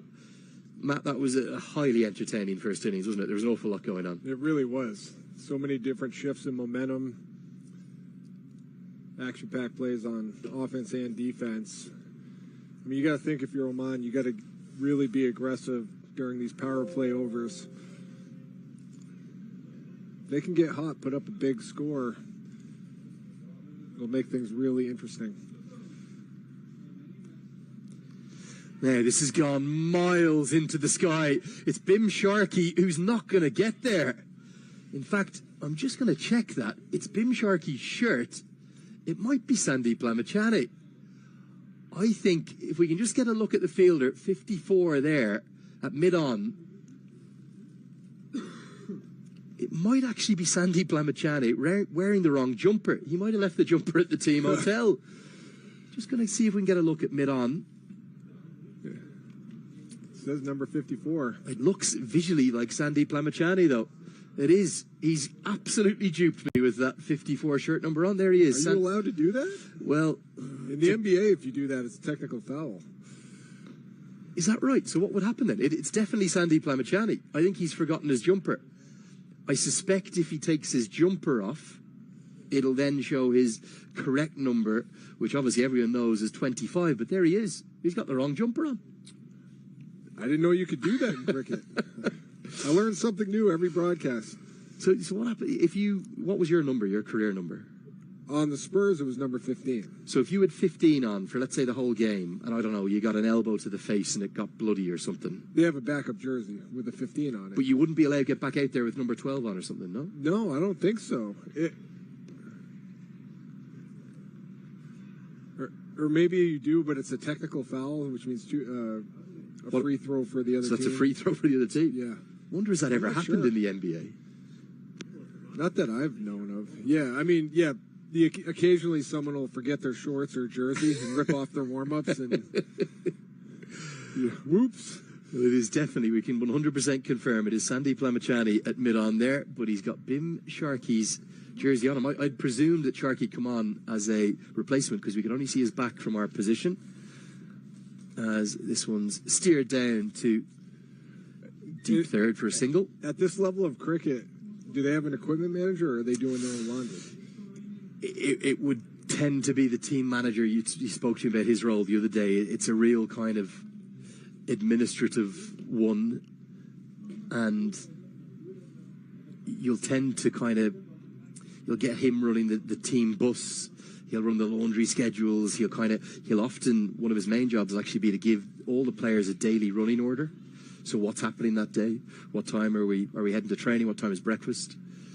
So it's more the logistics and the running of the team as opposed to anything kind of cricket specific or technical or tactical. And a lot of the major teams, particularly like in Australia and England and India in recent times, they're moving more and more towards kind of very professional people in those positions. Historically, it was maybe a 60-year-old former player who was a blazer. He'd come along and give a bit of a speech and maybe have a drink in the bar. But now it's a very professional role.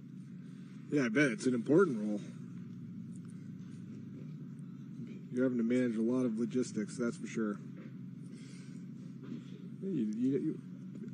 Everyone out there has lost something in the laundry before, so who knows? Could be taken, and it's put down. It's Kushal Bertel of all people, who I reckon, up there next to Dipender Singh Ari, is one of the best fielders going around. It looked like he had it.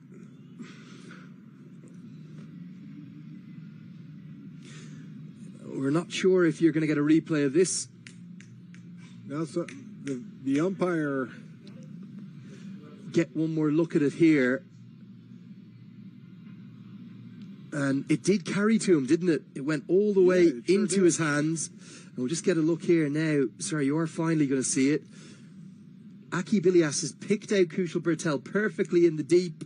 It's popped in and popped out. Not an easy chance, but it should have been taken. End of the first over, 8 for none.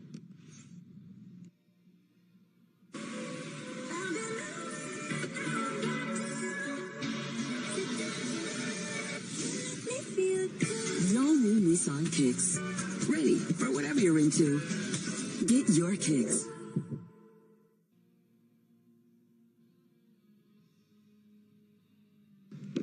Rijan Dakal, it's going to be to open up the bowling. How big a moment could that be, Matt Bonner? Big drop catch. Yeah, especially during the power play to get a wicket like that. Could have been a huge advantage to Nepal. Unfortunately, opportunity missed.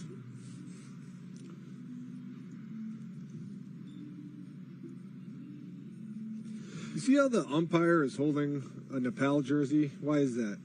So that there is the bowler's jersey. He doesn't want to bowl with the restriction of kind of having that sweater, the sleeveless jumper on top. Gotcha. So it's actually hilariously, it's something that came out of the game during COVID.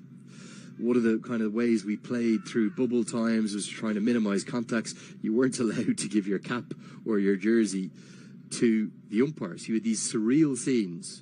It was often the captain who had to put on an extra jumper, or sometimes even not just wear 2 caps, sometimes 3 caps if the keeper was up to the stumps like Asif Sheikh is now. I'm glad those days are behind us, man. I won't lie. We realize that's probably not how you get COVID. Right into the block hole. Yeah, I'm just going to show you a little shot of it here, Matt. It was Owen Morgan, the English captain. I'm pretty sure it was Joss Butler as keeper and Adil Rashid as bowler, who ended up with 3 caps, not just 2 on his head. Totally, he just looks ludicrous. Got to do what you got to do, Lenny. What do you reckon of that? Taking one for a team. I like the New Balance. Yeah, good gear. That's what I used to wear when I played. One of the finest players in the modern white ball game. And you're going to get a kick out of this story, Matt. You probably have never heard this one. Owen Morgan was a fine left-handed batter and great fielder, brilliant captain, maybe one of the best captains. Born in Rush in North County, Dublin. But as you just saw in the little video I showed you, you can imagine which team he was representing there. England. Correct. Went on, he did play for Ireland, made his ODI debut at 16 for Ireland, scored 99 on it, but went over to play professionally in Middlesex, which would be like one of the NBA franchises in the UK. And having served the qualification period, he was that good that England came to him and said... They poached him. They literally poached him. You're spot on the money. And what's more, England, who had never won a 50 overs World Cup in their history, they did win one T20. This goes miles up. Deep square legs out there. It's Kushal Bertel again. And this time, he holds on. And there won't be a man in the ground who is more relieved than that who has just taken the catch. It's not the big one of Aki Bilias, but it is Prajapati, and Rijan Dakal has the first breakthrough for Nepal. Redemption, Lenny. Redemption. You fall off, you get back on that horse. That's what we saw right there. That's about as far as you can hit it as well without exceeding that boundary. Warning track catch. Sky high, too.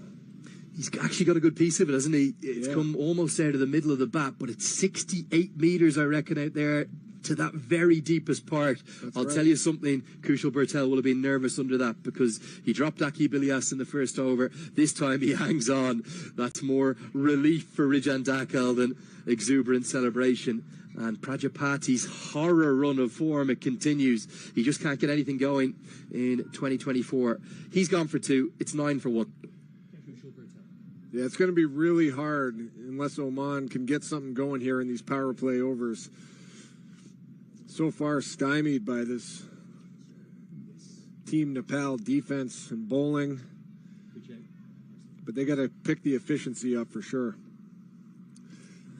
Going to be Shoaib Khan to continue in this new role for him at number 3. He's had some decent returns as well. Good numbers in this series. Maybe not quite scored as quickly as Oman would like. Slip in place. Tell me about that warning track analogy you used there. That's something they have in baseball. In American baseball, up against the wall in the outfield, the grass ends and is like a dirt track before you get the wall. So that way, if you're going backwards, so that's where the home runs go, the very end of the playing time. Yeah. So like if you're going backwards to the wall, when you, as a fielder, you can't look to see where the wall is. So you know when your feet hit the warning track, you're about to hit the wall, so you don't just run full speed into it. And was that always in place, or did that kind of come into place because there was probably some incidents? It's always been in place since I've been alive. I mean, it's an old sport. Who knows back in the day? End of the second over. Oman lose their first. It's 9 for 1.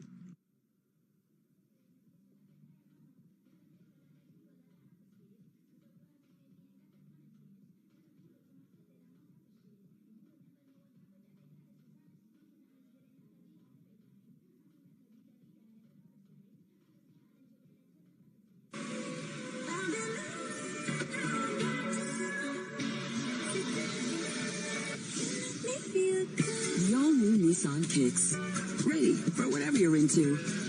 Get your kicks.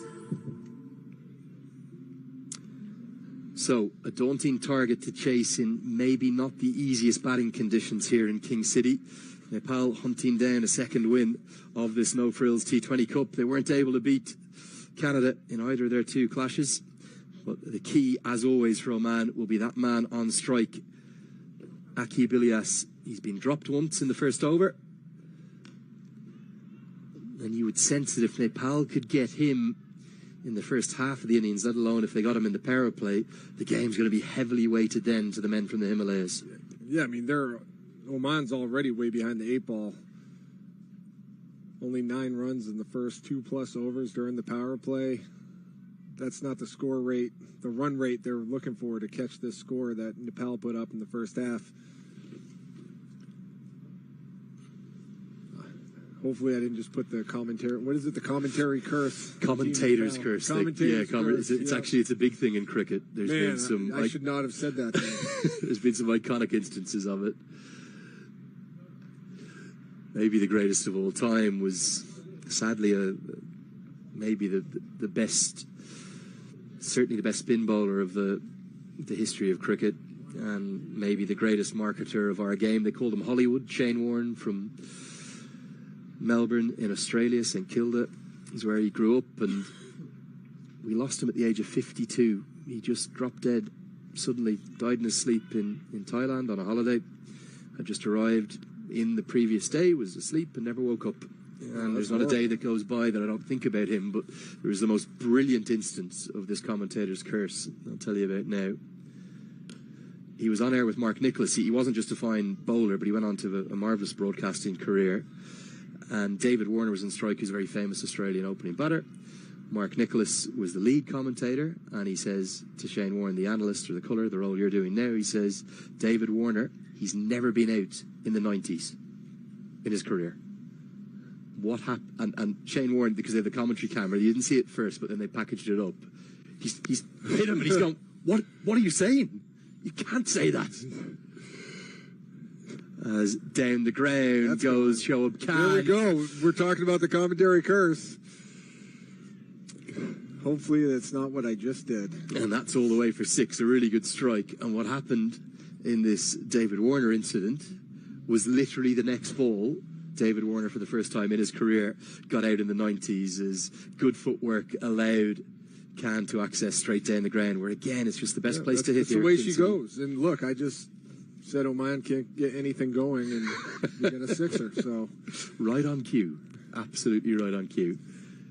Edge, the slip has just come out, and it could have been a catching opportunity, but instead, really good foot movement by Dev Canal down there at deep third to keep it to just a single. But they packaged this up in the most brilliant way, went completely viral, and sure. Yeah, there is actually, of course, no correlation, but in cricket, but is there? There's a massive belief in superstition. Yeah, it's like an X-Files episode. In basketball, we always do it with free throws. Like, Steph Curry has made 33 free throws in a row. If you say that, guarantees missing the next one. So it's the same thing? Yeah. Exact same thing. Same exact thing.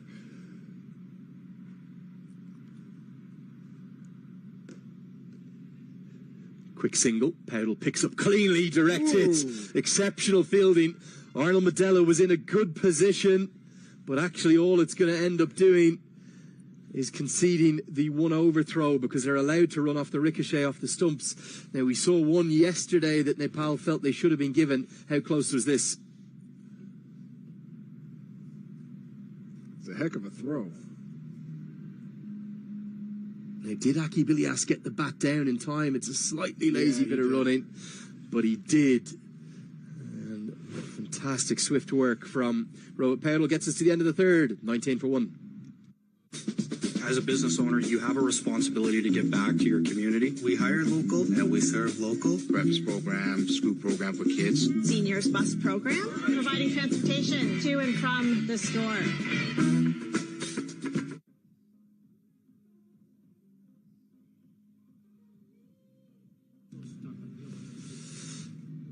Over 8 runs required per over, as Oman have had a little bit of a slow start in this chase. Now, there's some of the teammates watching on. One of the great superstitions in our game, in any run chase, if things are going well, you do not move. The coach will tell you, obviously, stay where you are. Yeah, I mean, I could have told you that. I mean, that goes for anything. You don't change any. Your team's winning, you wear that same outfit the next game. Pulled away. Now, let's see the speed of Dipender Singh Airi. He may well create half a chance here. No, he won't quite. Akibilias is quick enough to get back. That outfield there, very uneven.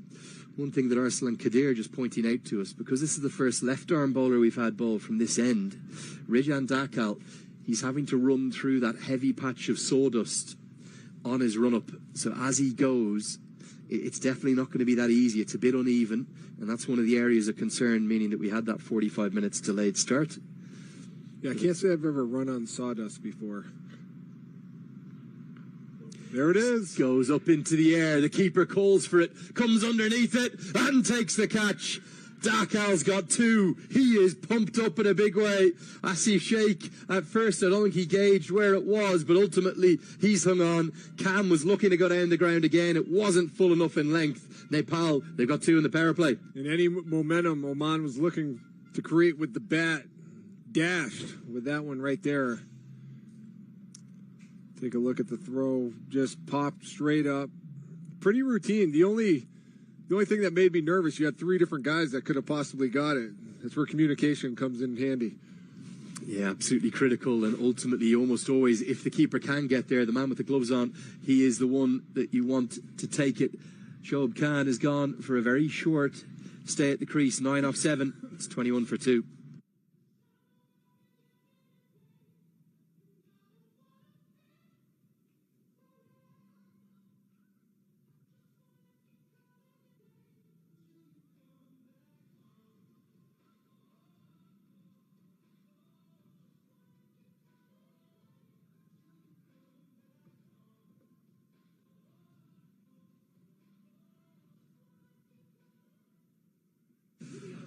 Here's that patch we were talking about. Very, very heavy, just outside of the protective areas of the covers. And it means that Dakal, he's really the only one. He's the only left-arm fast bowler in the team. If Sampal Kami was to come around the wicket from that end, he'd have to go through it as well. But pretty good skills to be able to just plough on through it and still deliver your ball where you want to.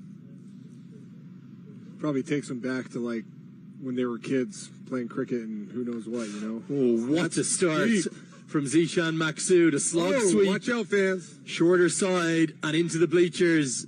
It's a maximum from his very first ball for Zishan Maksud. That was a deep shot right there into the stands. Hopefully it didn't knock someone's drink out of their hand. Take a look. Just strong snap of the swing. What's most impressive about that, Matt, he's taking it from outside off stump. If that was kind of into his pads, he'd be helping it around with the angle, but he's actually kind of swung across it, maybe just a bit too full from Rijan Dakal. That's right. And fans not allowed to keep the ball. No, big difference to baseball. Yes.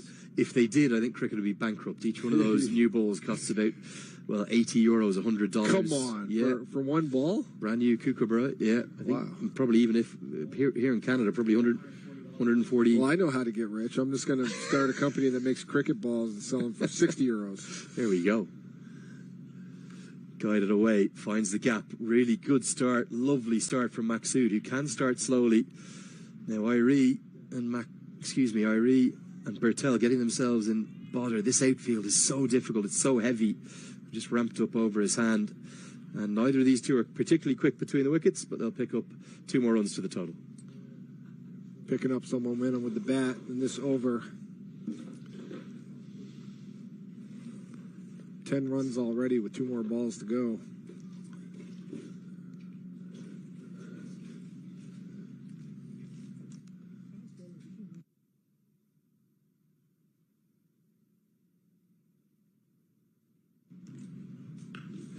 Another slog sweep, and it's going to be another monster straight into the bleachers. Dakal, he's been taken apart from the first 3 deliveries he's bowled to Zishan Maksud. 6-2-6. Counter punch from Oman here in the power play. Yep, literally silencing the Nepalese fans. Just taking it right to him. Going to the bleachers once again. Look at that. Moonshot. Look at the power. See ya. Incredibly similar to the first 6. It's a similar line, it's a similar length, just a bit too full. And Rohit Paudel is having to find a way to counteract this.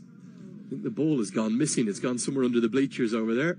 16 runs with 1 more ball to go in this over. This is exactly what Oman needed.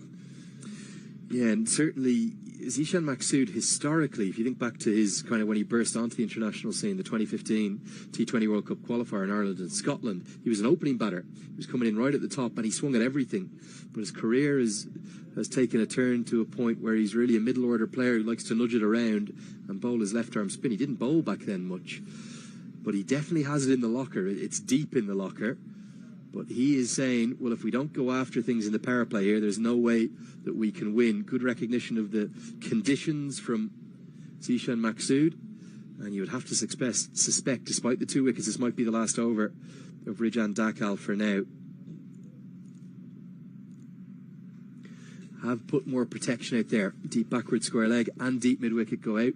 It's the shorter side of the ground. Career strike rate 119 for Maksud in T20I. Now, he's just happy to check it down. It is the 16 runs from the over and the wicket too. Action aplenty in King City, 35 for 2. TD is supporting cricket in more ways than ever. Because we believe Canada needs more cricket. TD, ready for you. So, quick look at the standings here. Matt, got to leave you. It's going to be my last stint with you, my last over with you. Devastated to hear you're flying out tomorrow. Been so much fun having you with us. Do want to ask you for one prediction. Okay. Okay, I think you fancy Nepal to win this one, but who's going to win this No Frills T20 Cup? All to play for, isn't it? Yeah. Hold on. Let me look at this net rating here. I'll help you with the net run rate.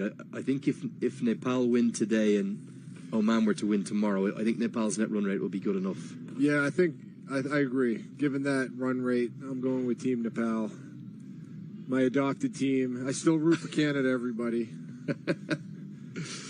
What about... I got 2 teams I can follow now. Well, that's great, isn't it? I'll be following Team Canada and Team Nepal. You can have a little soft spot for Team USA as well.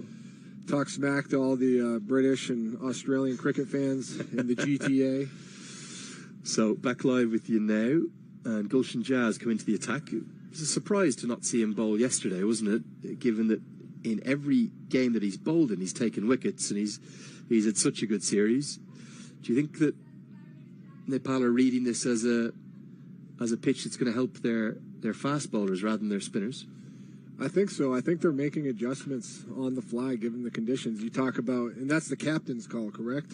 Yeah, absolutely. Yeah. There might be a few instructions from the coach, kind of either before the start of the game or in the mid-innings interval. You know, the coach isn't the one out there on the pitch experiencing the conditions, so the best intel you can get is from the players. Beautiful sunshine now coming across King City as this is chipped over the infield to the shorter side. Now, can Irie get there? Oh, ooh. I'm not so sure.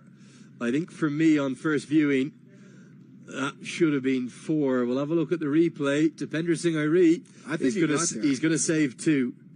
And it's not been given as a boundary. The replay is going to be fascinating. Look at this hustle. Look at the speed of Irene. Yeah, the afterburners. Should have been 4. Yep, should have been 4. So his foot was in contact with the Coca-Cola boundary hoarding. In a bigger broadcast, that would go to a boundary check. Yep. Oh man, robbed of a couple of runs. Well, hey, the Team Nepal fans were upset with some of the calls yesterday. Karma. They get one back. Exactly. Yeah, that's 2 runs in their favour. end. I think probably Depender Singh Ari's reputation as well. The umpires have seen, it's Ari, he's so fast, he's probably got there. Exactly. Always get the benefit of the doubt when you have a good reputation like that. Yeah, it was an exceptional effort. It was just, you could see how heavy the outfield is, though, is spikes. So all of the players, they've kind of got, I don't know how to describe them, they're kind of metal spikes into the bottom of their, even though they're kind of athletic runners. I'm going to show you a shot of it here. Back at Ja and put down. That had to hurt. Now, run out chance if Powell could have picked up cleanly. Let's hope, most importantly, Gulshan Jazz all right. That was struck ferociously by Zishan Maksud. And it comes in and comes out and just goes down. I was wondering when I was going to see something like that. Just a liner right back to the bowler. Have seen some really nasty incidents of fast bowlers being hit in their follow-through. Because, look, the head goes down initially. You have less than a split second. Yeah. He almost caught that. He had a great effort on it. Yeah, great effort on it.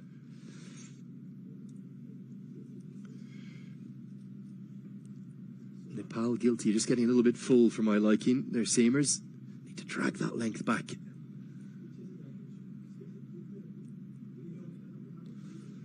Right on top of the stumps this time. That's a better length. Just showing you the cricket spikes there, Matt. You get a sense they're probably very different to, I suppose, rugby studs are a little bit similar. Yeah, those look like you could climb Mount Everest, like ice picks or something. It's a good shape, that. I do want to leave you with one thing. I know you mentioned the White Mountains in New Hampshire. Highest elevation there where you're from, 1917. 8 of the 14 8,000 plus peaks in the world belong to Nepal. How amazing is that? It's insane. It is amazing.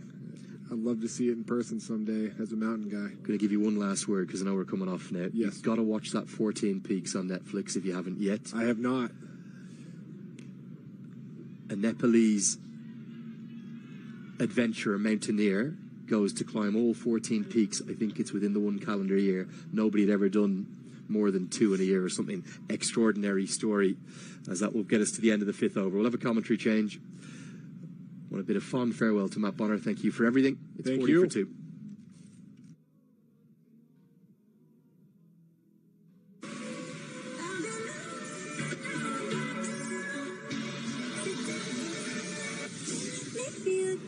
The all-new Nissan Kicks. Ready for whatever you're into. Get your kicks.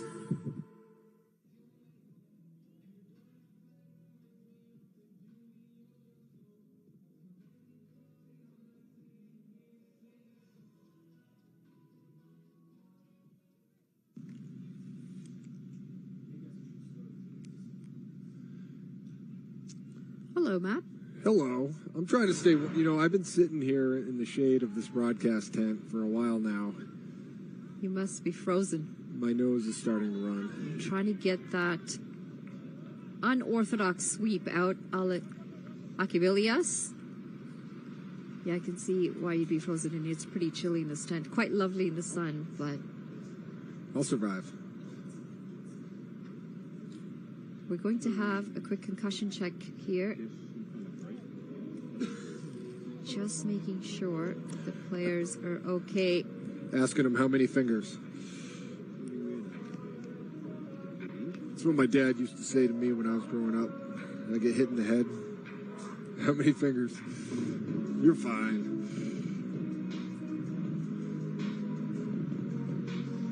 Always want to make sure that head is protected. Yeah. Both helmets on at the moment. Depender Singh Ari coming into the attack. The amount of science that has come out on concussions over the last 15, 20 years makes me wonder, all those years playing basketball where that didn't exist, getting elbowed in the mouth, elbowed in the nose, elbowed in the head.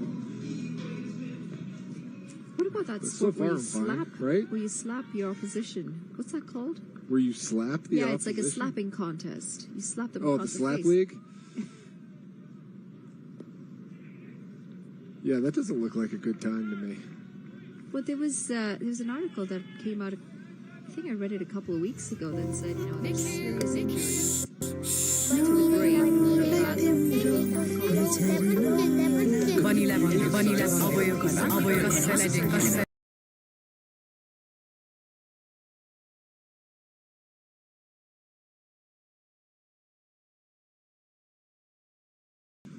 It always amazes me that people actually do things like that. Yeah.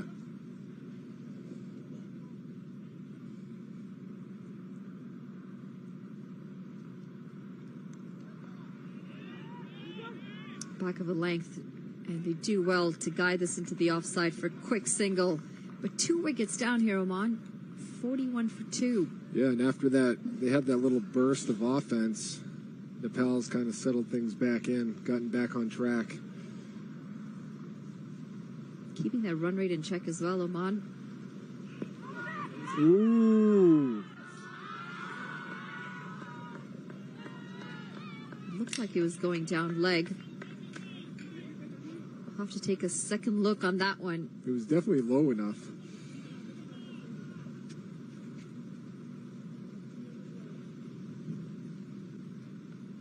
Well, down leg again and helped on its way. 4 runs added for Akib Ilyas. He really has played well, Akib Ilyas, in these games. It's pretty much Playing the a same captain's hit. knock again. It's the same ball as the previous one. Locked right into it. Yeah, just missing his line. Dipender saying airy. I just did the commentary curse. I'm like, Nepal's got things back under control, and watch now, Oman's going to go on another Hut Street. Well, it's a single to end that over, but we're going to take a look at that shout. Yeah, comfortably going down leg. Nowhere in line of the stumps. Good decision by the umpire. End of the over. 6 overs gone. Oman 47 for 2.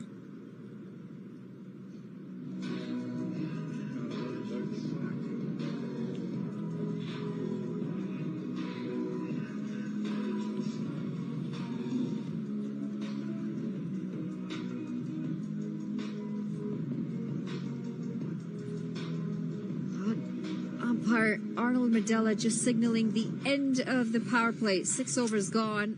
Oh, I thought he was stretching his shoulder. I'm getting ready to bowl. They need 111 from 84 balls. They've kept that required run rate in check, Oman, despite the 2 wickets, and it's Gulshan Shah back into the attack from the pavilion end.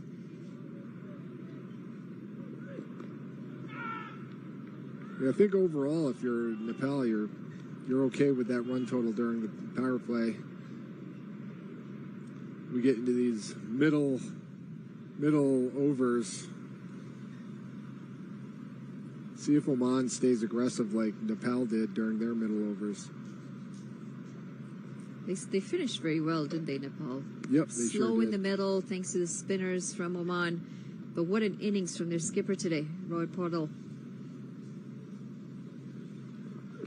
Picked up a half century and brought his side into a very comfortable position, gave them something to defend, something for the bowlers to come out and bowl at.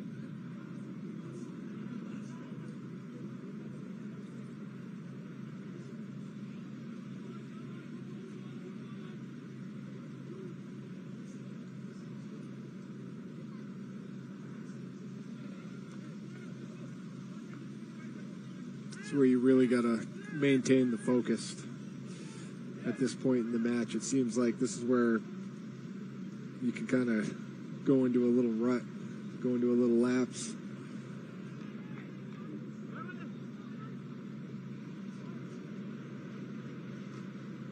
Yeah, mental concentration is such a big one, whether you're batting or bowling, fielding as well. As that one's hit down the ground, and it's going to get the distance. 6 runs picked up by Zishan Maksud. Good looking stroke down the ground. Yeah, just enough to get it over that boundary. Is that the shorter side of the field? two long boundaries are the shorter ones. See, just enough over the boundary, and the commentary curse is real, folks. I think you mean commentator's curse. I keep calling it that. It's my bad. Well, 7 runs coming off this over. Gulshan Jha under a little bit of pressure. So important for them to win this game here in Nepal. A little bit of extra zip on that. And a play and a miss. Swing and a miss.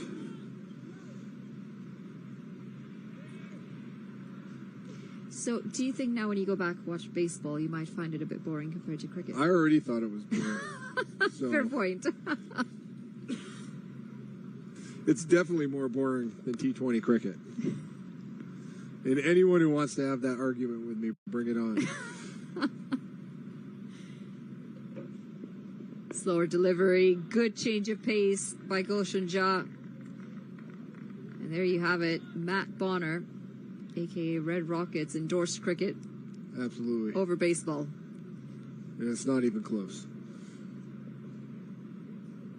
It's just incredible, isn't it? The more the sport grows and the more aware people become of it, they'll realize just how exciting the sport is. Yes.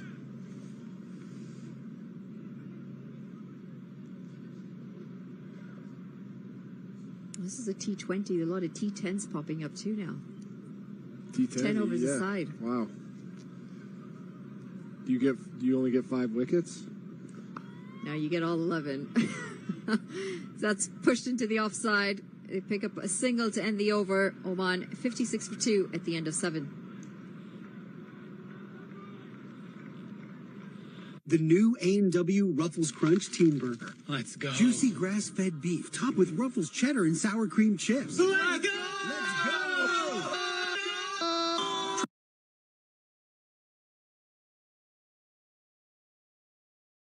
The new A&W Ruffles Crunch Teen Burger. Let's go.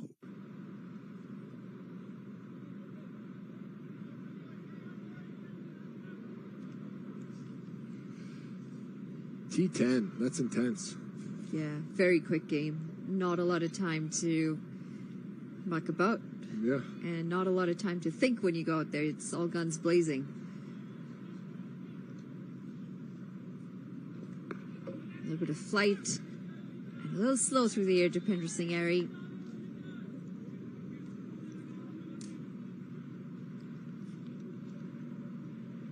When T20 first came out, we thought T20 was quick.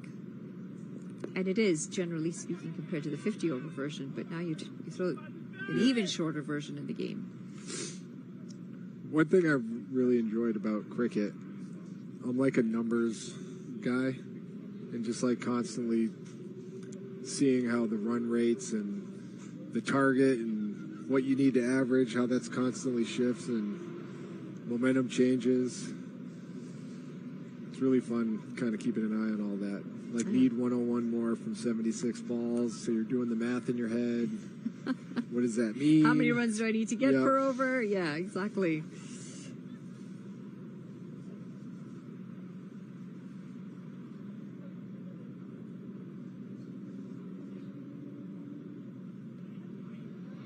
Swing and a miss. If you want to analyze, you can actually get quite deep into the sport. A lot of analysts for the international teams, the amount of stats that they pick up, things like how many times has this specific bowler been bowled to a left-handed bowler, or things like how many times have they been stumped, or how many deliveries down this line does this bowler bowl in an over. Just really nitty-gritty and try and analyze the sport.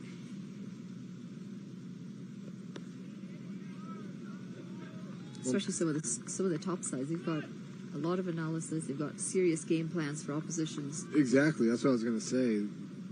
That type of intelligence and information for the coach when you're putting together your strategy, your order, your bowling order, your batting order. I'm sure it's important. Single to end the over. 8 overs gone. 59 for 2.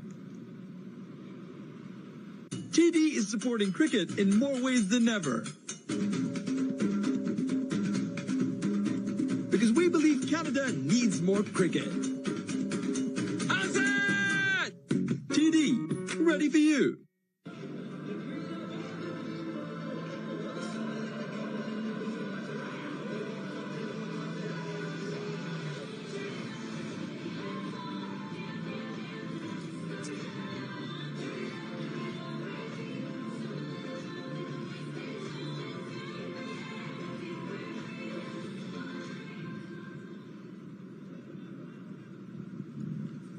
Sandeep Lamichhane comes into the attack. An integral part of this Nepali side. Seems like the wind is picking up. Exactly. Exciting character with the bat.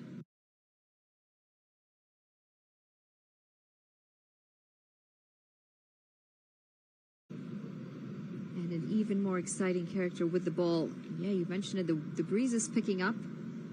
Getting a bit colder here as well. It's the clouds, isn't it? The cloud cover has started to come in. Can't quite see the sun shining through anymore. Should have worn my winter socks today. Yes. wool socks? Yeah, just the ones that go, you know, like up the shins. Should have wore some long johns. Yeah. Now you're talking. Oh, he starts with an orthodox leg spin delivery. It's a single picked up by Akabilias.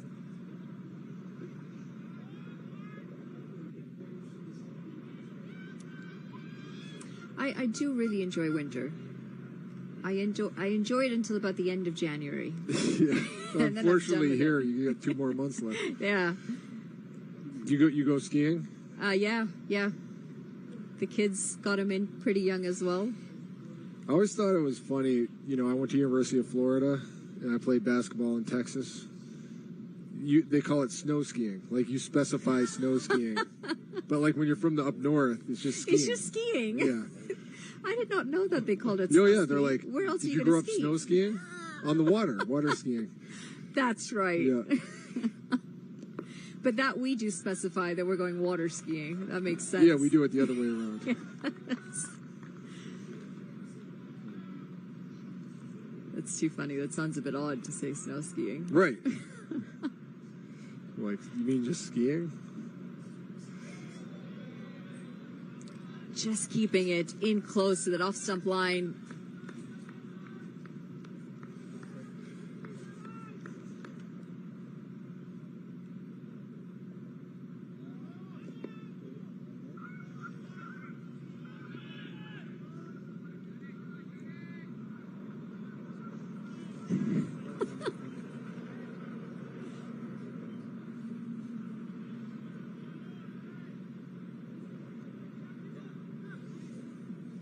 Well, we apologize for all the silence there. There's a photo shoot going on. Yeah, I know. We got all different angles.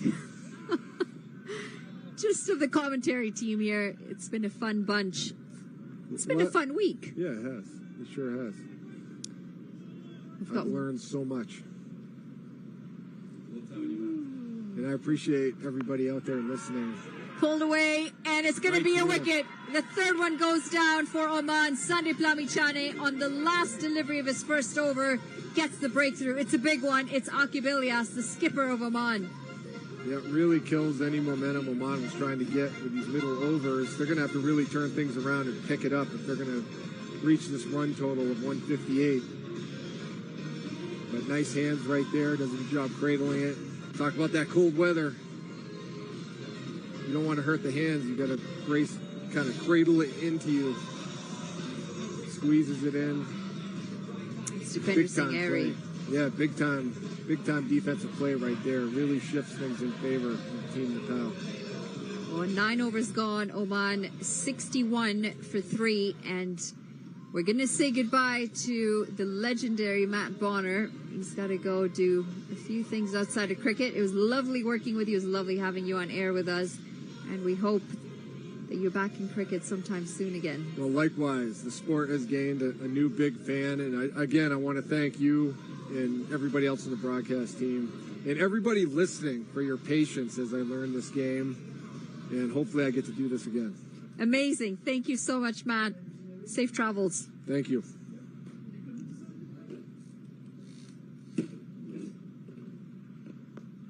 A big moment off that Sandeep Lamichhane over. Picks up an all-important wicket. And now we've got trouble in the comm box. Big trouble as the Irishman returns. Andrew Leonard back in the house. Oh, and that's nearly cut. Well, one Irishman replacing another. Oh. What an absolute gent Matt Bonner has. And what a joy it's been to have him here. If only you were anywhere close to being as gentlemanlike. Well, up in the air and put down. That's a chance gone missing, and it's Zishan Maqsood who's been striking the ball very well. Frustration from Dipender Singh Airy, and for good reason. Yeah, Dev Canal who's put it down. It was a real chance. I didn't think he made particularly good ground the moment it came off the bat. It was always going to be going away to his right, and if he made that good ground, maybe the heavy turf, he's now kicked the turf himself in frustration. And that's another big moment in the match. Ilyas dropped, now Maqsood. We'll have to see how expensive this ends up being for them, as Dipender Singh Airy has run quite some distance to do the fielding for himself. How has he got there before everyone else? The ball was, it's 40 yards from the bat. He's lightning fast, isn't he? Oh, he's exceptional to watch, I've got to say. We've only had one over together this entire No Frills T20 Cup. Thank God. I've missed you. Lenny. I've desperately missed you. Such a liar. Tell you, You poke away at me constantly. My poor old heart is broken here. Only one more ball. The drinks break, it's incoming, and Irie's so quick as well. Popped up again. And quite nearly a run out here.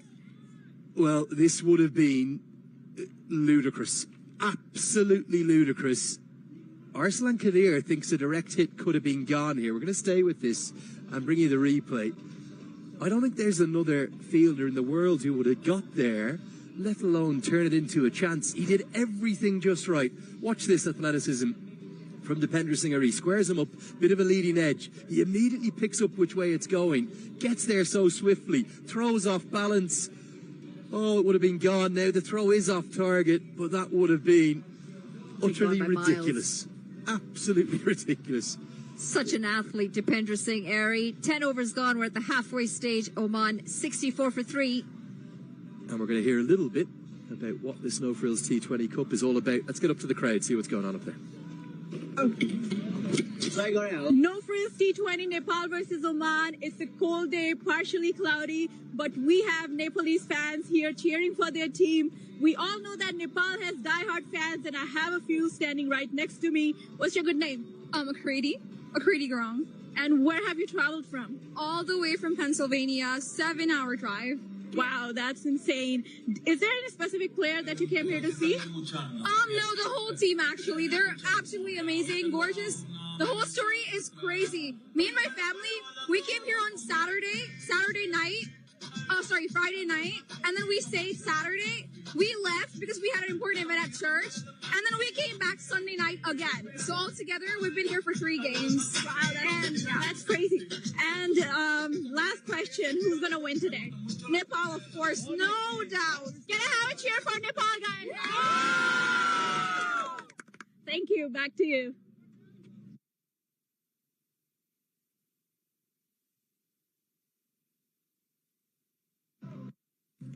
Well, Yesha Sagar up there in the crowd, giving us a little bit of the colour and the brilliance of those Nepal fans. The game is really interestingly poised, isn't it?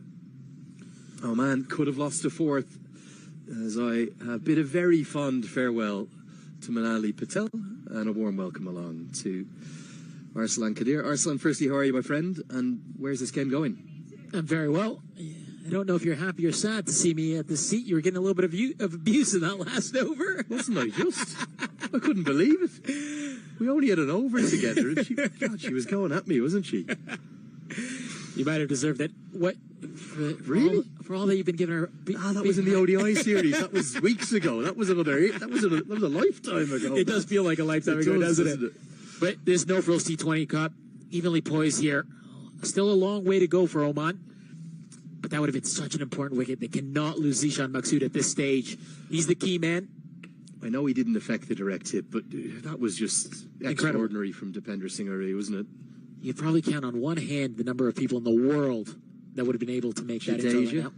Jadeja. Chris Jordan might have got there. Nate, tough. Someone like, I tell you who's exceptional, as they're thinking about the single. Oh, there it is! We're just talking about his brilliance. And Dipender Singh Arey, he does it again. It was a yes, no, wait, sorry from Zishan Maksud. And Irie took aim, picked up with one hand, lasered into the stumps. And it's one of the moments of the entire tour. It's that man again, the Tiger of Nepal, the number 2 ranked all-rounder in the world, Dipender Singh Arey. Look at the smile on his face there, Dipender Singh Arey. We were just talking about him. He might have had 1.5 stumps to aim at, Lenny. But how much did that last delivery of the last over play into Zishan Maksud's head here? Seeing it's Dipender Singh Arey, and he's not going to miss that. Look at that. Sandeep, get the leg out of the way, because that's crashing the stump. Well, that is world class. Glenn Phillips was the other one I was going to mention from New Zealand. There is a handful of fielders in the world that are that quick. And for me, if he's not in the top 10, he's in the top 5. He could well be the very best fielder in the world. He's brilliant to watch. It's the one and only Dipender Singh Arey. It's 64 for 4. Let's talk about the work from Sandeep Lamichhani to get that leg out of the way.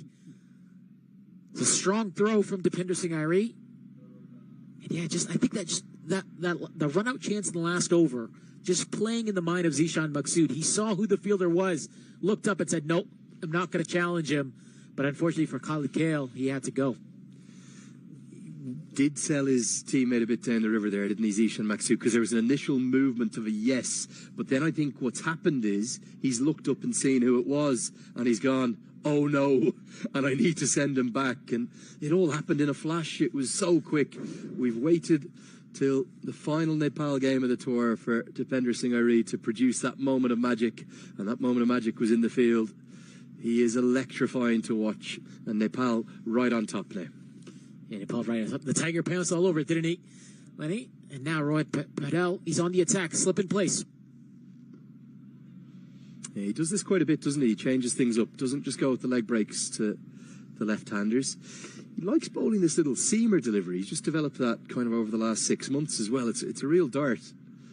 I think he bowls such a good googly. I'd just like to see him bowl a few more googlies to the left-handers. This time it's a leg break and it's a misfield from Rijan Dakal. Problem for Oman, Zishan Maksud, he's not quick between the wickets, is he? No, certainly not. And that's something that we saw in the Nepal innings. Rohit Padel and Kushal Malla, they ran well between the innings that allowed them to keep the momentum going when they weren't finding the boundary. Here for Oman, he started out really well, Zishan Maksud, really aggressive to start. But he's got to find a partner here. Just spearing in old kind of fashioned off-breaking darts. It's a case of what the team needs right now for Sandeep Lamichhani. Don't mind that at all. Let's have a look at his figures here, Lenny. 1 for 4 into his last ball, the second over.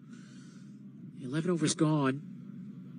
Zishan Maksud, he's got to find a way to get something to the boundary. This one's cut away behind square. It's the shorter side. And Gulshan Jad is out there, does really well. Maksud has to get going and just gets home. Nepal, well, they're incredibly energetic in the field. Gets us to the end of the 11th. It's 68 for 4.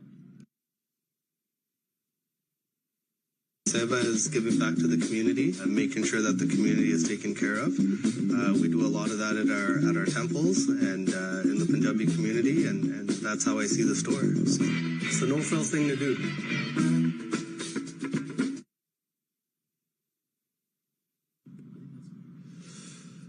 So, 11 overs gone. Lovely to hear your messages as always on social media. Just want to give a big shout out to Matt Bonner, who we've loved having. It's like, what do you think, Arslan? You're a Canadian, and You're local. It'd been amazing to have him with us, isn't it? The Red Rocket. I was a fan growing up, and honestly, I was a little starstruck and fanboying a little bit earlier this week. You like your NBA? I love my NBA, love my basketball. I'm a huge Raptors fan. I'm a huge Spurs fan as well. Greg Popovich. I told him when he got here the first day, I said, you got to tell me your best pop stories. And I don't know if he told you any, Lenny, but he told a few on air, actually. He's a great man, Greg Popovich. Notorious as this kind of almost iconic coach in the sport, right? I'll tell you, he hates the media, Greg Popovich, and hates a strong word, but he gives some of the best interviews because he only says one word. So very similar to the interviews that we get sometimes mid-game. He's the sort of Roy Keane, is he? Yeah, definitely. But he's a wonderful man, loves his wine. But he was phenomenal in just giving one-word answers. After the end of the third quarter, 4 quarters in the NBA, at the end of the third quarter, especially in the playoffs or nationally televised games, you'd have the sideline reporter go and interview the coach, one of the coaches. And Pop, regardless of what the question was, he'd be like, what are you going to come out with in the fourth quarter? Strong. Strong. We're going to come strong. And that was it. And it was one-word answers, but to the point. He answered the question, but one-word answers. And he built this great relationship. The late, great Craig Sager. You might have heard the name. One of the best sideline reporters of all time. Unfortunately, losing him to leukemia a couple of years ago. And he did an interview when Craig Sager was in the hospital with Craig Sager's son. And for the first time, he saw Pop's personality come out because he missed him. And so he gave the one-word answer, and then he said, to Sager's son, he said, I've got a message for your dad. And he looked right at the camera and put such a strong, wonderful message together. So I was asking Matt about those. What an incredible man, and how much has he loved being here, Lenny? That's been the bigger story. I've got to say his positivity and enthusiasm for cricket, given he's never seen it before.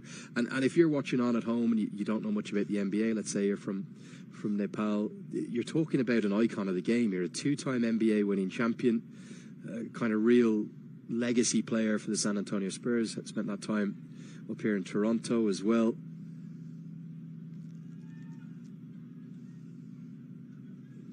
This goes down the ground. Has he got enough of it?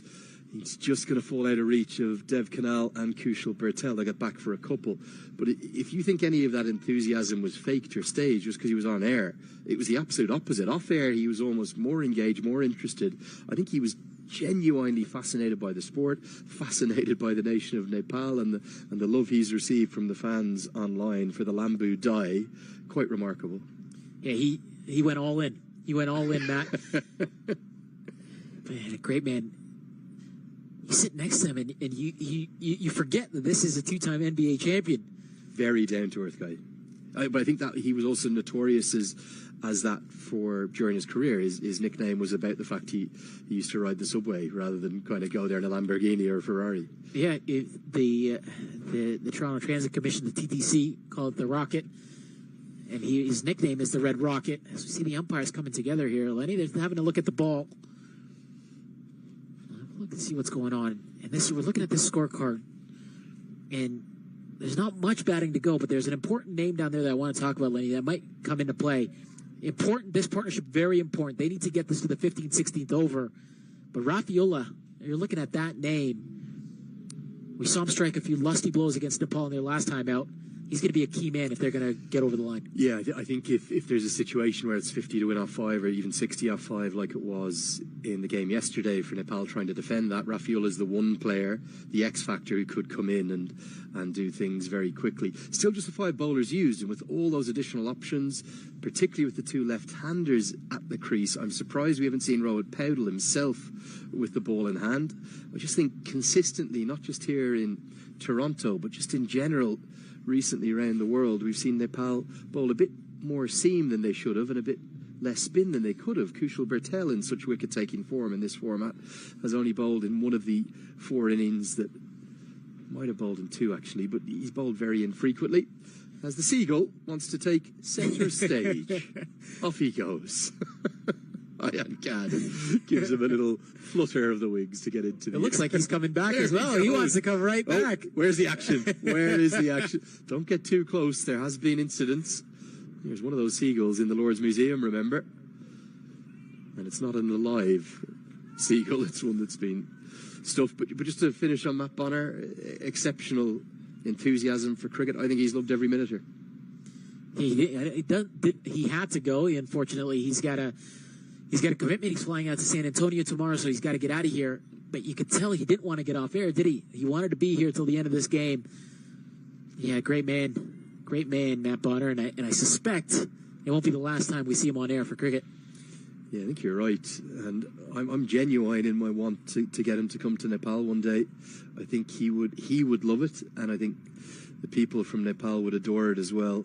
He is as down to earth a superstar as you'll ever meet. Been great to have him.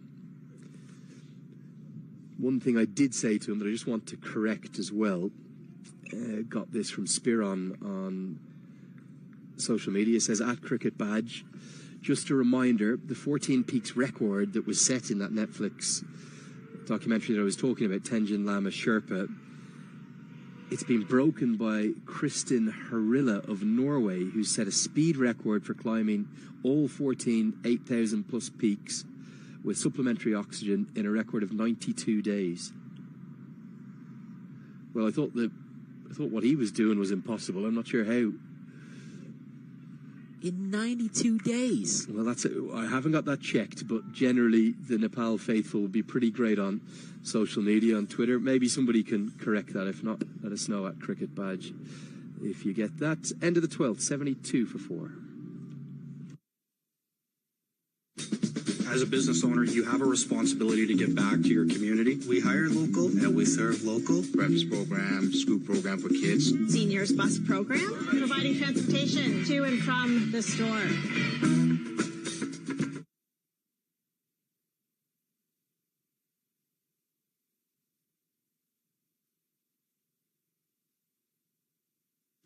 Okay, need to correct what we were just talking about. Hold on, sorry, we'll get that right. Kristin Harila is a Norwegian mountaineer. She's a former cross-country skier, and about a year and a half ago, during 2022-2023, the climbing season, she set a speed record with Tenzin Lama Sherpa, so it's with a Nepalese climber, and they did climb all 14 8,000 plus peaks in just 92 days. Extraordinary. Rohit Paudel into the attack, and he strikes immediately. One captain takes out the former captain of the other country, and well, that could prove the fatal and maybe the telling blow. Nepal right on top now. You've been asking for him, Lenny. You've called it on air. Said two left-handers in. Rohit Paudel, he's got to come into the attack and strikes first ball. What a big wicket this is. Just hit straight back with no real power. Gets it high on the bat to Zishan Maksud. And Rohit Paudel takes a good low catch. What a big wicket this is. Massive. And I suppose you can't blame Maksud, can you, for trying to take it on. He's a part-time off breaks. They're very effective part-time off breaks from Rohit Paudel. It means that Maksud is the latest to fall. He's gone for 35. The score now, Oman, 72 for 5.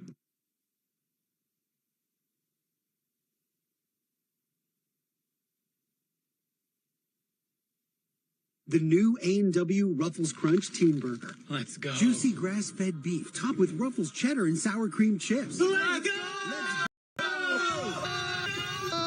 Try the new A&W Ruffles Crunch Teen Burger. Let's go. लामखुट्टे बगाउँछ बिना धुवा फैलाई ताकि निन्द्रालाई नजर नलागोस्. Here we go. Is this last chance saloon potentially for Oman? Rafiola to the crease. He's in up at number 7. Thought he might be in at number 8. He's somebody who has a massive X factor to him. He's not the finished article by any stretch with bat or ball, but he's just got out him, and he'll quite fancy this matchup. The off spinner bowling with the shorter boundary to the leg side. Problem is, there's still 8 overs to bat and 11 runs required per over. How long will it take to? I don't suspect long, Lenny. I suspect he's going to have a look at 1 or 2, but he's out there to go after the bowling. Oh, it's what he's done, but it's gone up into the air, nowhere at all, and I think it's going to be Sampal Kami.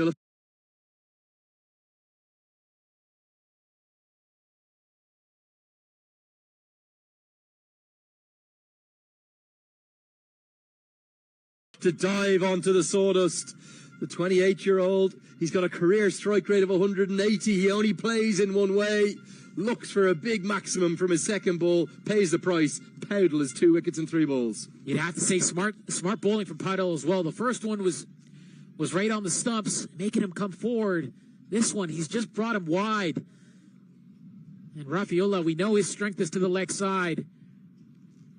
And just on that angle, a tough shot to play against Roy Powdle.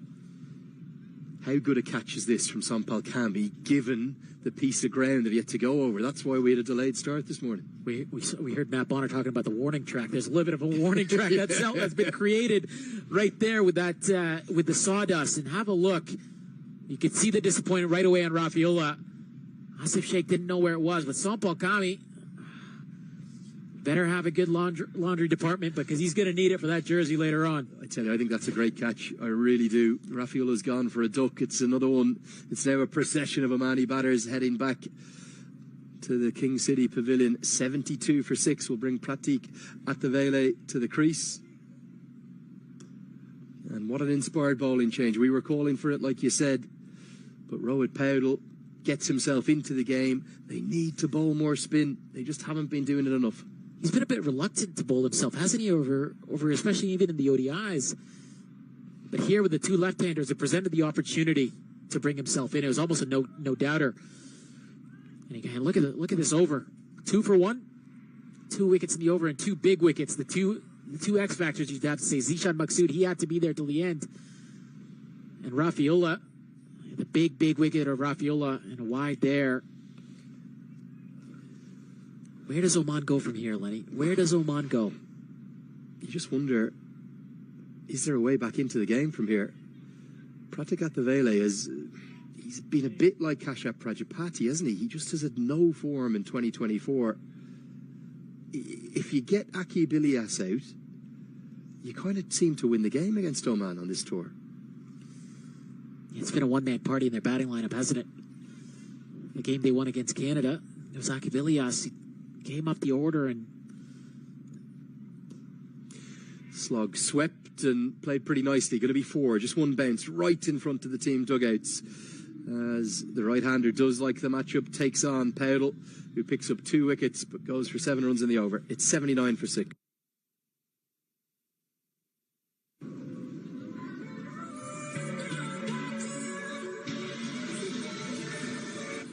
The all-new Nissan Kicks.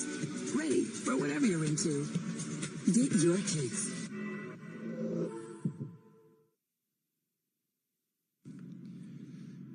Yeah, you look at somebody like Pratik Attavele, he's definitely got potential, there's no doubt, but in 2024, in T20 internationals, he's only averaging 22 with the bat. He's picked up in his now 13 innings just 150, striking at 130, that's not a bad number. But then the big problem has been, if you look at his one-day international numbers, he's averaging 14 with a high score of 34. He's a much better player than that, isn't he? Yeah, he certainly is. And I think the other point that we tend to forget is he hasn't had a great series behind the stumps either. Gulshan Jah continues. Again, I'd probably rather see some spin on right now, but Rohit Powdle sees it differently. Kushal Mala's felt a bit underused as well. I know his left arm spin looks innocuous, but it's often very effective. Yeah, and I think we talked about this the other day, Lenny. It's just too many options for Rohit Powdle at times. So somebody's going to have to miss out. Kushal Mala has typically been the man. Rohit Powdle has typically been the man to miss out as well with the ball. We were surprised this morning when Lalit Rajvanshi wasn't in the playing 11. Do you suspect that's because of Zishan Maksud and Ayan Khan in the middle order? Guided away. Sampal Kambi probably keep it to a single if he picks up cleanly as he does. Just want to touch on Kashyap Prajapati's numbers as well. Someone who kind of came into the international game about 3 years ago and immediately started making waves. In one-day international cricket this year, he's scored just 99 runs at an average of 16. And then in T20Is, he's played a few more of those, played 15, only 150. That was a not-out 50, and that makes up over a quarter of his runs. He's averaging 16 at a strike rate of 100 opening the bat in for Oman.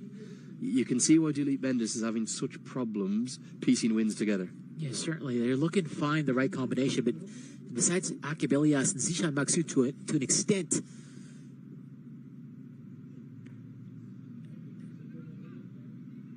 we haven't really found anybody. Nobody else is getting runs. Nobody else is getting runs. And I just mentioned Prezi got the valley with behind the stumps. When you have a good day behind the stumps, that confidence transcends into your batting, and vice versa. When you have a good day with the bat, that transcends into your keeping. And right now, it's been a little bit of a struggle. And the other man I just want to talk about really quickly, Ayan Khan, going into the ODIs, he had 100 in one of the warm-up games, 100 off 70 balls on a very difficult King City wicket. And that form you think would have translated over, but unfortunately, it just simply hasn't. I think for me, Ayan Khan, I mean this with respect to him because I really like him as a cricketer. I think he's massively underperforming. And I'm not sure if some of that is to do with maybe a kind of flip-flopping role in the team. You all thought when he made that 100 in the qualifier last year, the Cricket World Cup qualifier, that was going to kind of be the breakthrough innings and he was going to become a real mainstay of the team. On this tour, he's been ever present in the side, but his highest score is 30, and his only bowling performance of real note was in the final ODI where he took 2 for 21. And even then he was taken out of the attack after 6 overs, and we couldn't understand it at the time. So I don't know whether he's maybe been a victim of being a little bit underutilised with bat and with ball, but I think he owes his team's runs and wickets. Yeah, he certainly does. He's been good in the field. He's taken a couple of decent catches, but again, his main role here is in this middle order. After Zishan Maksud and Akibelias, he's got to be the man to really take this game deep, bat with the tail towards the end of the game, and win them games. A little bit of a role like Michael Bevan did for Australia for such a long time. And you know that's a big name to call out. Irie. Oh, the direct hit would have been gone. It's nearly 2, possibly 3 run-outs in the game for one fielder alone. 45 in action again. They've run straight to him.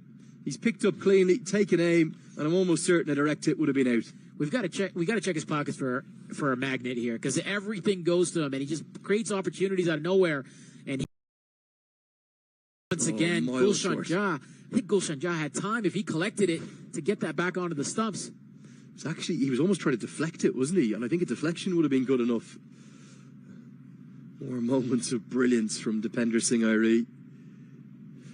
It's a good bouncer. He's perfectly delivered just in between the shoulder and the head. It means that Jah will complete his 4 overs. Number 24, first time he's been wicketless on this tour. It's 85 for 6. As a business owner, you have a responsibility to give back to your community. We hire local and we serve local. Breakfast program, school program for kids. Seniors bus program, providing transportation to and from the store.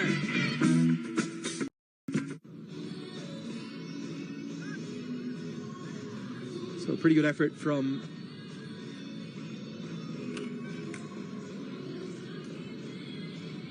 Gulshan Jah, 4 overs, none for 24. He'll always take on at a run of ball in T20 cricket as Sandeep Lamachani. I suspect he's licking his lips. Remember, he came back in at this stage yesterday, took a double wicket maiden that put Nepal very heavily into the box seat.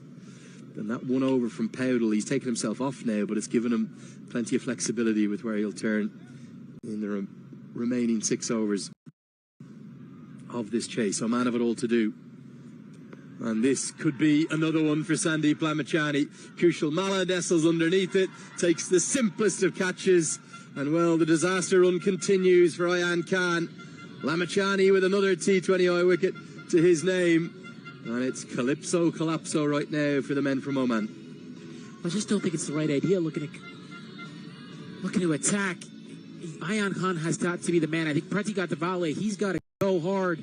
But Ayan Khan saying, I'm taking it on my shoulders and doing it unsuccessfully here. Just managing the off spinner again from Sandeep Lamachani going away from Ayan Khan. Gets a thickish outside edge high up in the air. And Kushal Malla, he was never going to make a mistake on that one. All too easy. And it's lovely to see the smiles on the faces of the Nepali players. Ayan Khan, the latest to go. He's gone for 7. There's Gulshan Jah just getting some treatment. It's now 85 for 7. Nepal, you would have to say, are putting themselves in a very strong position here, Lenny. Their net run rate, it was already on top. from a net run rate standpoint. It's going to only get better. Well, I think this game. I think we're in a position now that no matter what happens tomorrow, if Canada win, they'll win the tournament. But I think if Oman can upset Canada again, Nepal will be champions. There's no two ways about it. We won't need the calculators. We won't need the permutations. Oman would need such an extraordinary win over Canada to turn it around. And because Canada's net run rate is already worse than Nepal's, and it will get worse with another defeat, the only way they can win the tournament is with a win. So the equation's simple for the home side, but it's ever so complicated for Oman, who are probably staring down the barrel now, to be honest with you. Will Nepal be looking at this series and going, oh, we should have won this tournament. We should have won at least one of those two Canada games. Both were really tightly fought. This is edged away. Good diving stop from Cami. Will keep it to a single. I think Nepal would look at both of those games against Canada and say, we should have come on top. I think there's a call to be 4-0 in this No Frills T20 Cup for Nepal. But I think one of the few things is there are some positives that they can now take away from this. We said they're going to stick around. They're going to play a couple of ODIs. Sorry, one-day games against the Canada A side. And they have to start taking these positives into the series against USA and Scotland here next month. So lots of positives. But yeah, you're right. Monty Desai and his squad are really looking at this and saying, we should have won this comfortably. Yeah, absolutely. And the reality is they're cruising home here. They've proved far too good for Oman. They will at least finish this tour. I know they've got 3 non-televised games, 3 kind of practice matches to round it up before they head south of the border down to USA, but they will at least finish on a winning note internationally, and they should go down to take on a very fine USA side full of confidence. They really will. As Mala wasn't quite ready at cover, so Lamachani just pulls out of the delivery. They're probably a better side than what they've shown here, aren't they, Nepal? They found the conditions difficult. They'll find them easier in Texas. That will be a wide at the off stump. Lamachani doesn't want it to be given.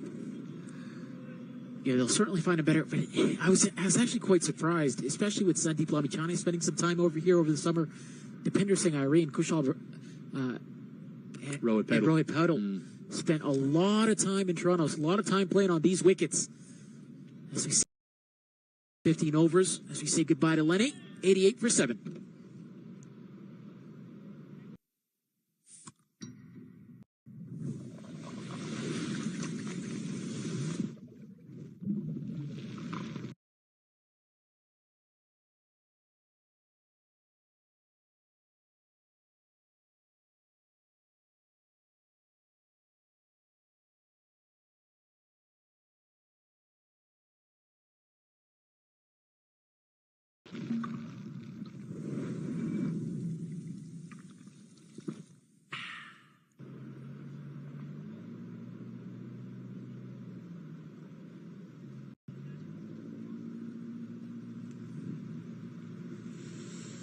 Coming back from the break as we have a change in the commentary box. 88 for 7 after 15. Manali, welcome back. Thank you, RC. One correction with Lenny. Nepal, after this series, starting October 4th, there'll be 3 games, October 4th, October 6th, and October 8th against the Canada A squad. Those will be streamed, I believe, on the Cricket Canada YouTube channel. We'll get confirmation on that. But for the fans in Nepal, they'll be able to see their team go up against the Canada A side in preparation for a tour of Dallas, US. Big one, that too, isn't it, for them? Trying to use his feet to go down the ground. Kushal Bortel keeps it to a dot ball. Yeah, Scotland, USA, Nepal, head to head. It's a lot of cricket for Nepal, back to back.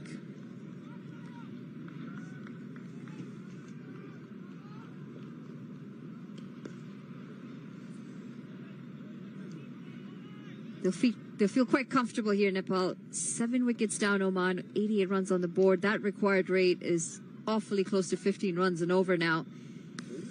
There's only one way they can play from here, Oman. They've got to go. They've got to get 1, if not 2 boundaries and over from here on forth. And Kushal Bertel coming into the attack. 2 right-handers in now. Ahmed Fayaz Butt. You gotta say, it's gotta be Pratik Attavale to get anywhere near this now, and not much batting left for Oman. And yeah, back-to-back series. The good thing is, it's in North America, so they're sticking around Canada for a little while. They're gonna stick around here in the Toronto area, and then they're gonna fly down to Texas. T20 series before the World Cricket League 2. Well, this is gone through, and it's going to go all the way for 4 runs. Disappointing stuff. Not what you want to see as a bowler when you create the chances. Yeah, we'll have a look here. Pratik Attavale, he got nowhere near this in the end, Manali. Not much spin on offer, but his head, he was counting how many clouds in the sky. And beating all and Asif Sheikh, he'll be disappointed. You'd say that's a regulation take for him.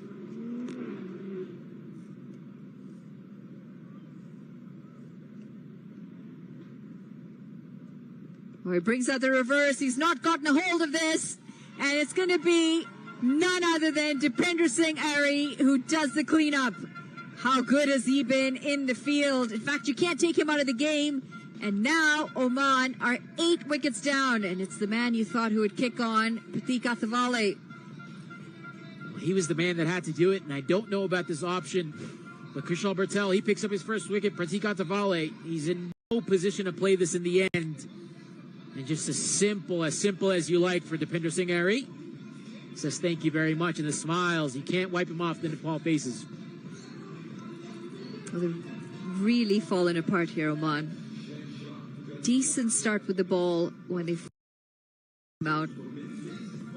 And then it's that innings from the skipper, Rod Podal, who really just turned things around for Nepal, gave them a decent total. And it's as if Oman just haven't shown up with a bat today. Yeah, they really haven't. They've struggled all series, you'd have to say, this whole tour of Canada. Not only just in this No Frills T20 Cup and World Cricket League 2 as well. If Akib Ilyas hasn't fired, just the team isn't able to put it all together. They've really struggled. And they've got to find some answers here, Manali, as you look towards this World Cricket League 2 and their standings as we lead into a T20 time as well. Well, that's flighted. And it's sprayed into the offside. They pick up 2 runs here, but when you're 8 wickets down and you require a run rate like that, you just feel like you're not going to come out on the right side of things here. 16 overs gone, Oman, 96 for 8.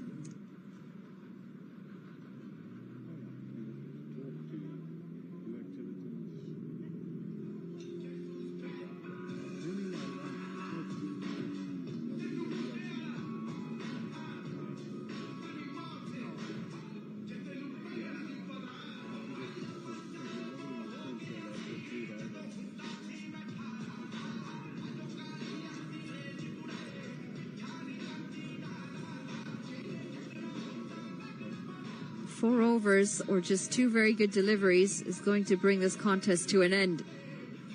Sandeep Lamichhane coming in to finish his spell, and how good has he been with the ball today? 2 for 9 off his 3 overs.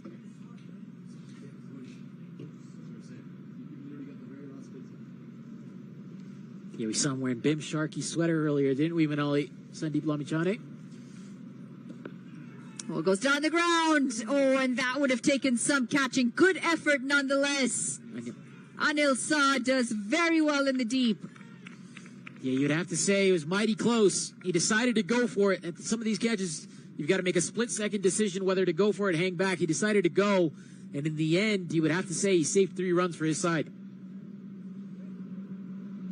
The athleticism on this is just quite incredible. Couldn't get in for the catch. Made sure he got something behind that ball. Just saving a boundary.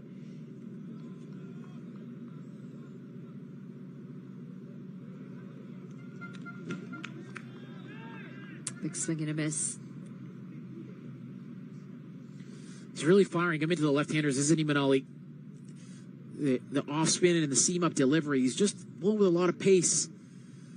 I suspect he might loop one up here to try and buy a wicket. Into the offside. And they pick up a single.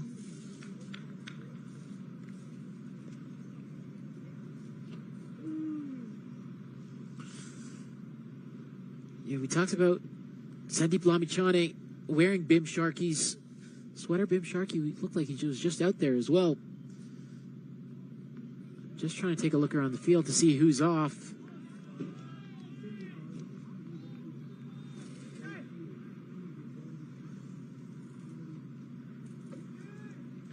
I think it might be Gulshan Jha off the field, actually. So we just hope he's all right. We'll get confirmation on that.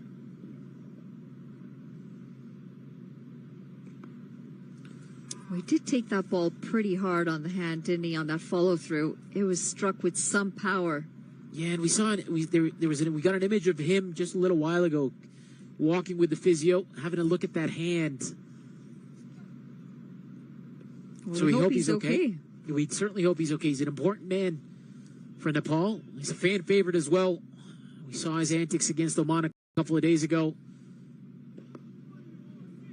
Especially because they've got another series coming up right after this one in the U.S. End of the 17th over, Oman 99 for 8. TD is supporting cricket in more ways than ever.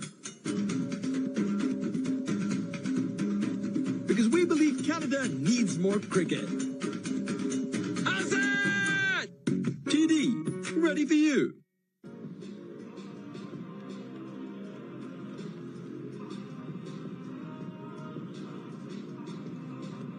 Well, it's been a great no-frills T20 Cup.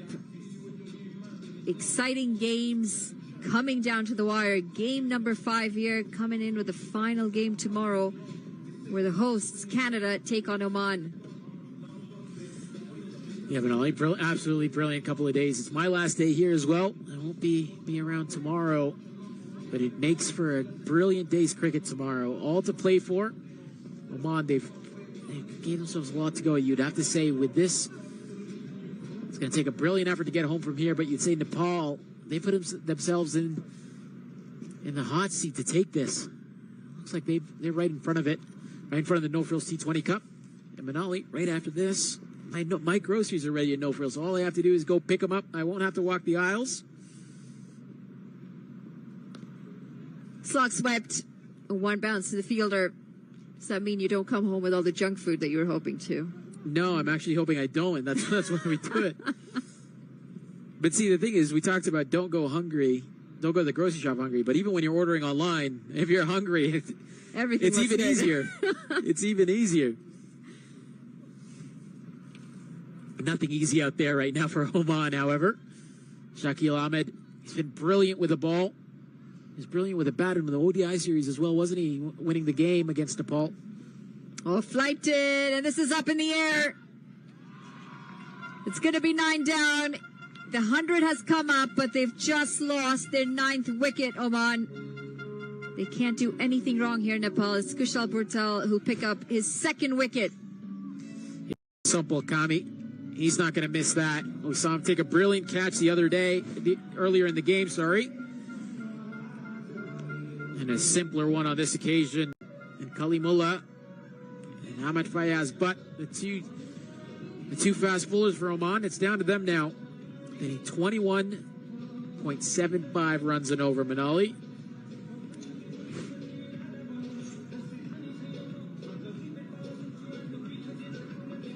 Got nowhere in line of that ball, completely losing shape. And a decent catch from Sampal Kami in the end. They've come in really strong today, Nepal, trying to turn things around after a tough loss against Canada yesterday. The net run rate looks pretty good as well. Canada, unfortunately, after that heavy defeat against Oman, that net run rate has really taken a hit, hasn't it? Yeah, certainly. And I think that if you look at this game, Manali, I go back to Rohit Paudel being dropped by Akib Ilyas as really the turning point. Nepal were in a position where they had a decent score going, but they needed Rohit to kick on. And if Akib Ilyas takes that catch, I suspect he could have kept Nepal down to 130, 140. It's a different chase. Wasn't to be the case, and he played a brilliant knock. I suspect a match-winning knock and a player of the match knock for him. But now, it's been too much since then. It's been all Nepal since that very moment. Looking to get that slog sweep in again.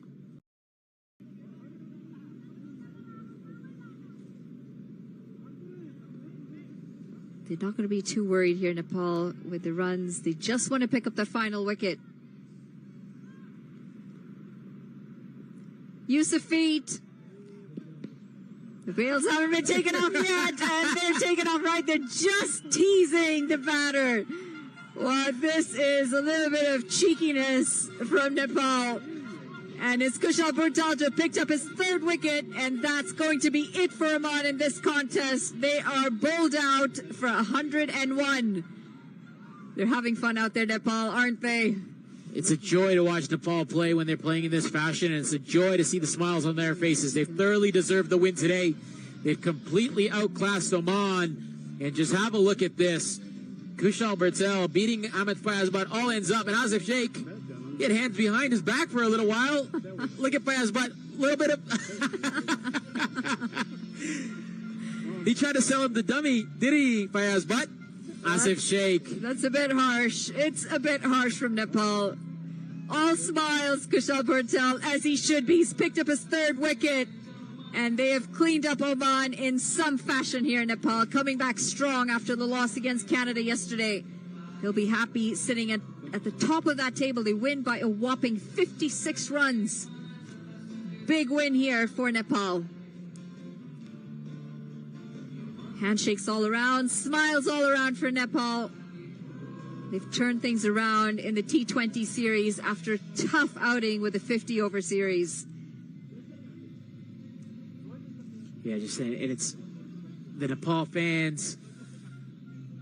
You can see them on the boundary in the background. They're dancing because Nepali Ho, their victory song is ringing out around the ground. Mighty signs. We heard the interview with the fans. Some driving up to 17 hours. Some driving up, having to go back on Sunday, and then driving back after church. So they're happy. They're dancing in the crowd, and Nepali Ho ringing out around the ground. Which is so appropriate, isn't it? They do always find some home support, Nepal, regardless of where they play. Their fans do come out in numbers, as they have here in King City on what has been a fairly nippy day. It's not been warm, regardless of the sun shining. It's pretty cold out here. They've braved the cold. They've braved the long drives, and they've come out here to watch their team not only play, but to win this contest. And have a look at this. The Nepal team, as soon as they finish shaking hands, they don't go into the dugout whatsoever. They go straight over to their fans. They go celebrate with their fans. They thank the faithful for coming out. And you can just see them just clapping away. They'll sign some autographs. They'll take some pictures. And it's been almost a perfect day for Nepal. They started well with a bat. They ended well, thanks to the captain, Rohit Paudel. And then with the ball, they put this game out of doubt very early. And Oman just having no answers whatsoever. In the end, a comfortable win for Nepal by 56 runs. Well, always lovely to see how they appreciate their fans. Nepal always, after every game that they play, they'll go around and just do a bit of a thank you, a round of applause for their fans. Humbling to see that they appreciate the support and that they're happy to have them here. Well, Oman, they've really not shown up with the bat today. Akib Ilyas, the skipper, up at the top, 22 from him. Zishan Maksud, 35, and Pratik Athavale, 12. The only three players to get into double digits. The rest of it, single digits, and it really tells a story of a struggling batting unit. And then when you look at the bowlers, Rijan Dakal started out brilliantly, had a lot of sawdust to deal with, but took 2 for 17. Dipendra Singh Airi bowled brilliantly, wicketless, however, but he was in the game. Sandeep Lamichhane, you would have to say the pick of the bowlers, 2 for 12 off his 4. And the captain, reluctant captain to bowl, brought himself on for 1 over and took 2 big wickets of Zishan Maksud and Rafiola. And then Kushal Bhurtalja, he just had the cleanup job, didn't he? Wouldn't want to call him the janitor, but he was on janitorial services today, 3 for 10 off his 1.5 overs. Well, the skipper could do no wrong today. Nepal, they were put into bat first after Oman won the toss. The skipper leading from the top, Rohit Paudel, half century from him. And everyone chipping in with double digits. On the flip side, the bowling, Well, they struggled later in that first innings. Oman with the bat, just not getting to where they needed to. In the end, Nepal have cleaned them up quite easily, winning this contest by 56 runs.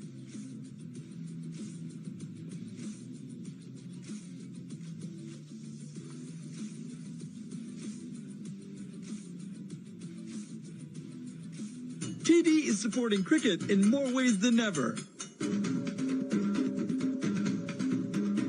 Because we believe Canada needs more cricket.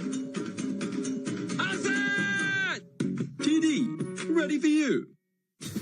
As a business owner, you have a responsibility to give back to your community. We hire local, and we serve local programs, program for kids. Seniors bus program, providing transportation to and from the store. Hit antidote jail.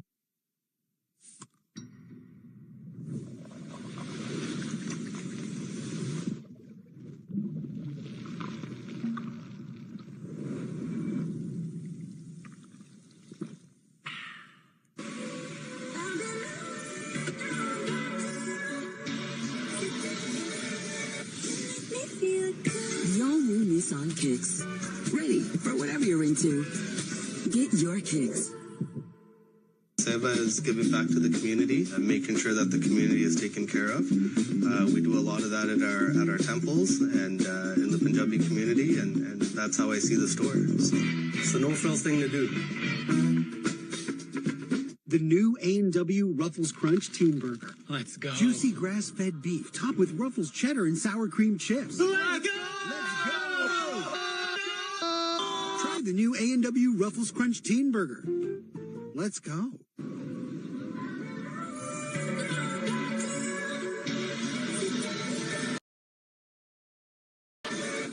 The all-new Nissan Kicks. Ready for whatever you're into. Get your kicks.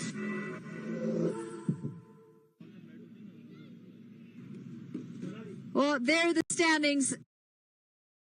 At the moment, Nepal sitting pretty at the top with 2 wins in this contest. 4 matches, 2 wins, 2 losses, and a healthy net run rate. Canada, they need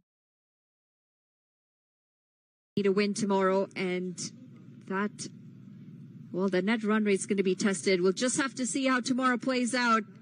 An exciting contest here from us as Nepal win this game by a giant 56-run margin. Don't go away too far. We're going to take a break here in the comm box. We'll be back shortly with the post-match presentation as Andrew Leonard is ready to get things rolling down there.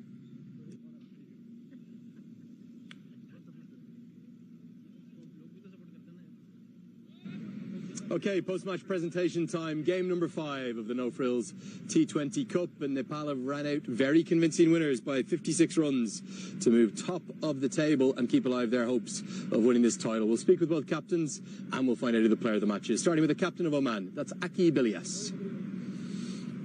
Akib, just come in here to me, mate. Commiserations, that was a really disappointing performance. Let's start with the bowling. Do you think 157 was a few too many to let them get, given that you won the toss? No, I don't think so. 157 was a much target, the wicket was really good to bat on, but I feel that drop catch which I did for Rohit and he got up to 50, it is a part of game, but still at the end we could have covered up. But I think 150 is chaseable, quite chaseable in T20 cricket. You can't say you can't chase 150 with 8 to 9 batter in the side. You've had just a continuing problem with your batting, haven't you? None of the kind of top 6 or 7, maybe except yourself, have really had much form. Zishan Maksud played really nicely today, but again, nobody got past that 50 marker. Yeah, that patch is not going. Once you get 1 wicket and then, the other teams are ready that 2 to 3 wickets are going to come soon. And, in every other game, other than the last game, it happened, we get 1 wicket, we were 60 for 3. And then, we ended up like 90 for 8, 90 for 9. So, that patch has to go, someone has to come in and, they have to drag the game and they have to stretch it. Have you been able to identify in and around the group between yourself, Dilip Mendes, Pupuri Rasanayake, there's really good cricket brains there, Zishan Maksud too. Have you been able to kind of work out why your performances have been so inconsistent on this tour? Yeah, we can work on the skills, there are not much, even Pubudu coach also spoke to us. Many things were there, but now, and the last moment, you can't confuse your players that maybe some skills are going wrong or something, mentally, something is going wrong. Only thing is you have to motivate them. But once we go back, we have to prepare ourselves ourselves, because now the teams are coming up, their standards are raising a lot, and maybe we have to work a lot on ourselves, on our skills. So we have to be in, and we have to hire people who can work more on us, and especially the players, they have to be very dedicated. They can't take it light, because now they know where they stand at the moment and how much tough cricket it is going to be in the upcoming years. Final question. You did manage to turn it around just a few days ago after losing to Nepal. You managed to beat Canada the following day. Not going to be easy. Will you be able to do it again? Yeah, hopefully. There is nothing that we can't do. Oman team is a great team. We got Canada out for 100 runs. Even today also we restricted them to a decent target. But, there were things till 10 to 11 overs. Things were in our hand. We had to score only 8 runs per over to win. But, only it's all about responsibility. We have to take the responsibility. And Oman team can do anything. Look forward to seeing you tomorrow. Look forward to seeing if you can show that bounce back ability. Wishing you all the best then. Thank you. Okay, that's Akib Ilyas, the captain of Oman. Time for the player of the match presentation. You might be able to guess as to why. I'd like to ask Mr. Kiraj Shrestha to come up and join me. He's the vice president of the Nepali Non-Residents Association here for Canada. They've worked really closely. Great to see you, and thanks for all your work and support with this series. Plenty of good performances today. Kushal Bertel took 3 for 10. Sandeep Lamachani 2 for 12. Rijan Dakal with 2 critical early wickets with 2 for 17. And Fayaz Butt with the ball was exceptional for Oman with 3 for 23. But he made 56 not out. He only bowled 1 over and he took 2 for 7. The player of the match today. A little bit of a round of applause, please, for Rohit Patel. So, Rohit's going to receive his award from Mr. Kiraj Shrestha, the Vice President of the NRNA for Canada. Lovely to see you. We'll let you get out a shot. Rohit, congratulations, mate. So good to see you finish the tour with a win. You've had a really good tour, haven't you? Just maybe the results haven't quite gone your way. You've only actually won 2 games, but do you feel you've played a bit better than that? Yeah, absolutely. As a team, I think we could have done better than this, especially if you talk about the ODI and T20 series we played here in Canada.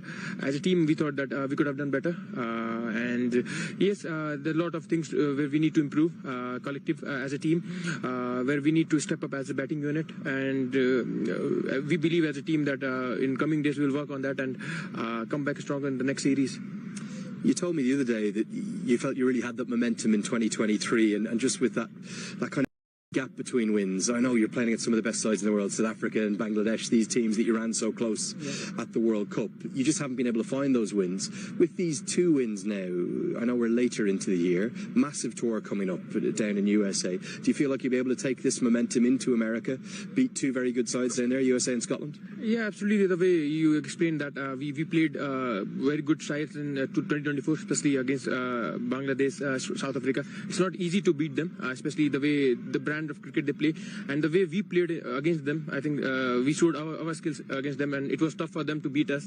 So I think as a unit we have done very well in 2023. We wanted to do well in 2024. Yeah, as a team we are doing it, but eventually the results are not coming our way. But still, I think the unit is very calm and positive, and we believe in each other, and we are looking forward to the series against US and Scotland. Do you feel you're very much still moving in the right direction? Who's kind of driving that belief? Is it yourself and Monty Desai, also Jagat Tamat? Have been great to have him on this tour. What's the kind of discussions been through those difficult days when you've been losing matches? Yeah, absolutely. When things don't go your way, it's very hard to get motivated to everyone, especially. And the way Monty sir, Jagat Guru, Nandan sir, all our supporting staff helping us, I think they're keeping the environment really calm. So I think that is very important when you're losing. And I think hats off to them, the way they have collectively shown the leadership. And yeah, as you know, the boys are very pumped up to do well, and they're working really hard to get those results. Yeah, we're following the process right, and yeah, we're looking forward to do well. Bit more on today. What pleased you the most about the performance? Plenty of wickets, and those wickets going to many of your spinners, but the 2 up top for Rijan Dakal were critical as well. Yeah, absolutely. If you talk about this series, I would take Rijan Dakal as a very positive sign for us, especially with the new ball, the way he's bowling in the power play. It's not easy to bowl those overs, and the way he's getting wickets and keeping the momentum to us throughout the inning. So I think that's a great sign for us. And yeah, as a bowling unit, we have been doing well. Just we need support from the batting unit, and yeah, we will look forward to do well. What about this No Frills T20 Cup? We might have to ask you to come up here tomorrow afternoon, because if Oman do you a favour, you could still be lifting that trophy. You'll be keeping a close eye on proceedings? Yeah, sure, for sure. We'll look an eye on that, but eventually we'll support both the teams. We'd like to have a great game tomorrow. We'd like to wish all both the teams good luck and have a good game tomorrow. Very final question. Sorry, I know I've kept you long, but you're actually going to stay on here in Canada. You're going to play 3 more games and then head down to USA. It's been a long trip for you, but that's a really good thing that you don't have to fly the whole way home and reacclimatise and get back out here. Do you think that'll stand you in good stead for USA? Yeah, absolutely. I think that's a good sign for us, especially going back to Nepal and then again coming to the same conditions and same timing. So I think that would be a very tough task for us. And the way we have been staying here and going from here to US, that would be great for us. Especially we are used to the clock now, so I think it's a very good sign for us. And yeah, just 7-8 days here, and we want to improve our mistakes and come back stronger in the games against this high performance team, and then in US against Scotland and US. I'm so pleased you finished the series with a win. I think you've really deserved it. You've played some good stuff, and I know there's brighter days ahead, not just for you, but for Nepal generally going forward. Thank you so much. Thank you so much. Okay, that's Rohit Paudel, the captain of Nepal. It's going to wrap up today's coverage. The No Frills T20 Cup. It all comes down to the final day. Any one of the 3 sides, in theory, can win it. Maybe, though, it's going to be between Nepal and Canada. Canada, they control their own destiny. They need to win tomorrow to win this trophy. Find out if they can do so tomorrow live with us on Stick Sports and Willow TV. We'll be live and on air from 11:45. Action gets going at 12. We'll see you then.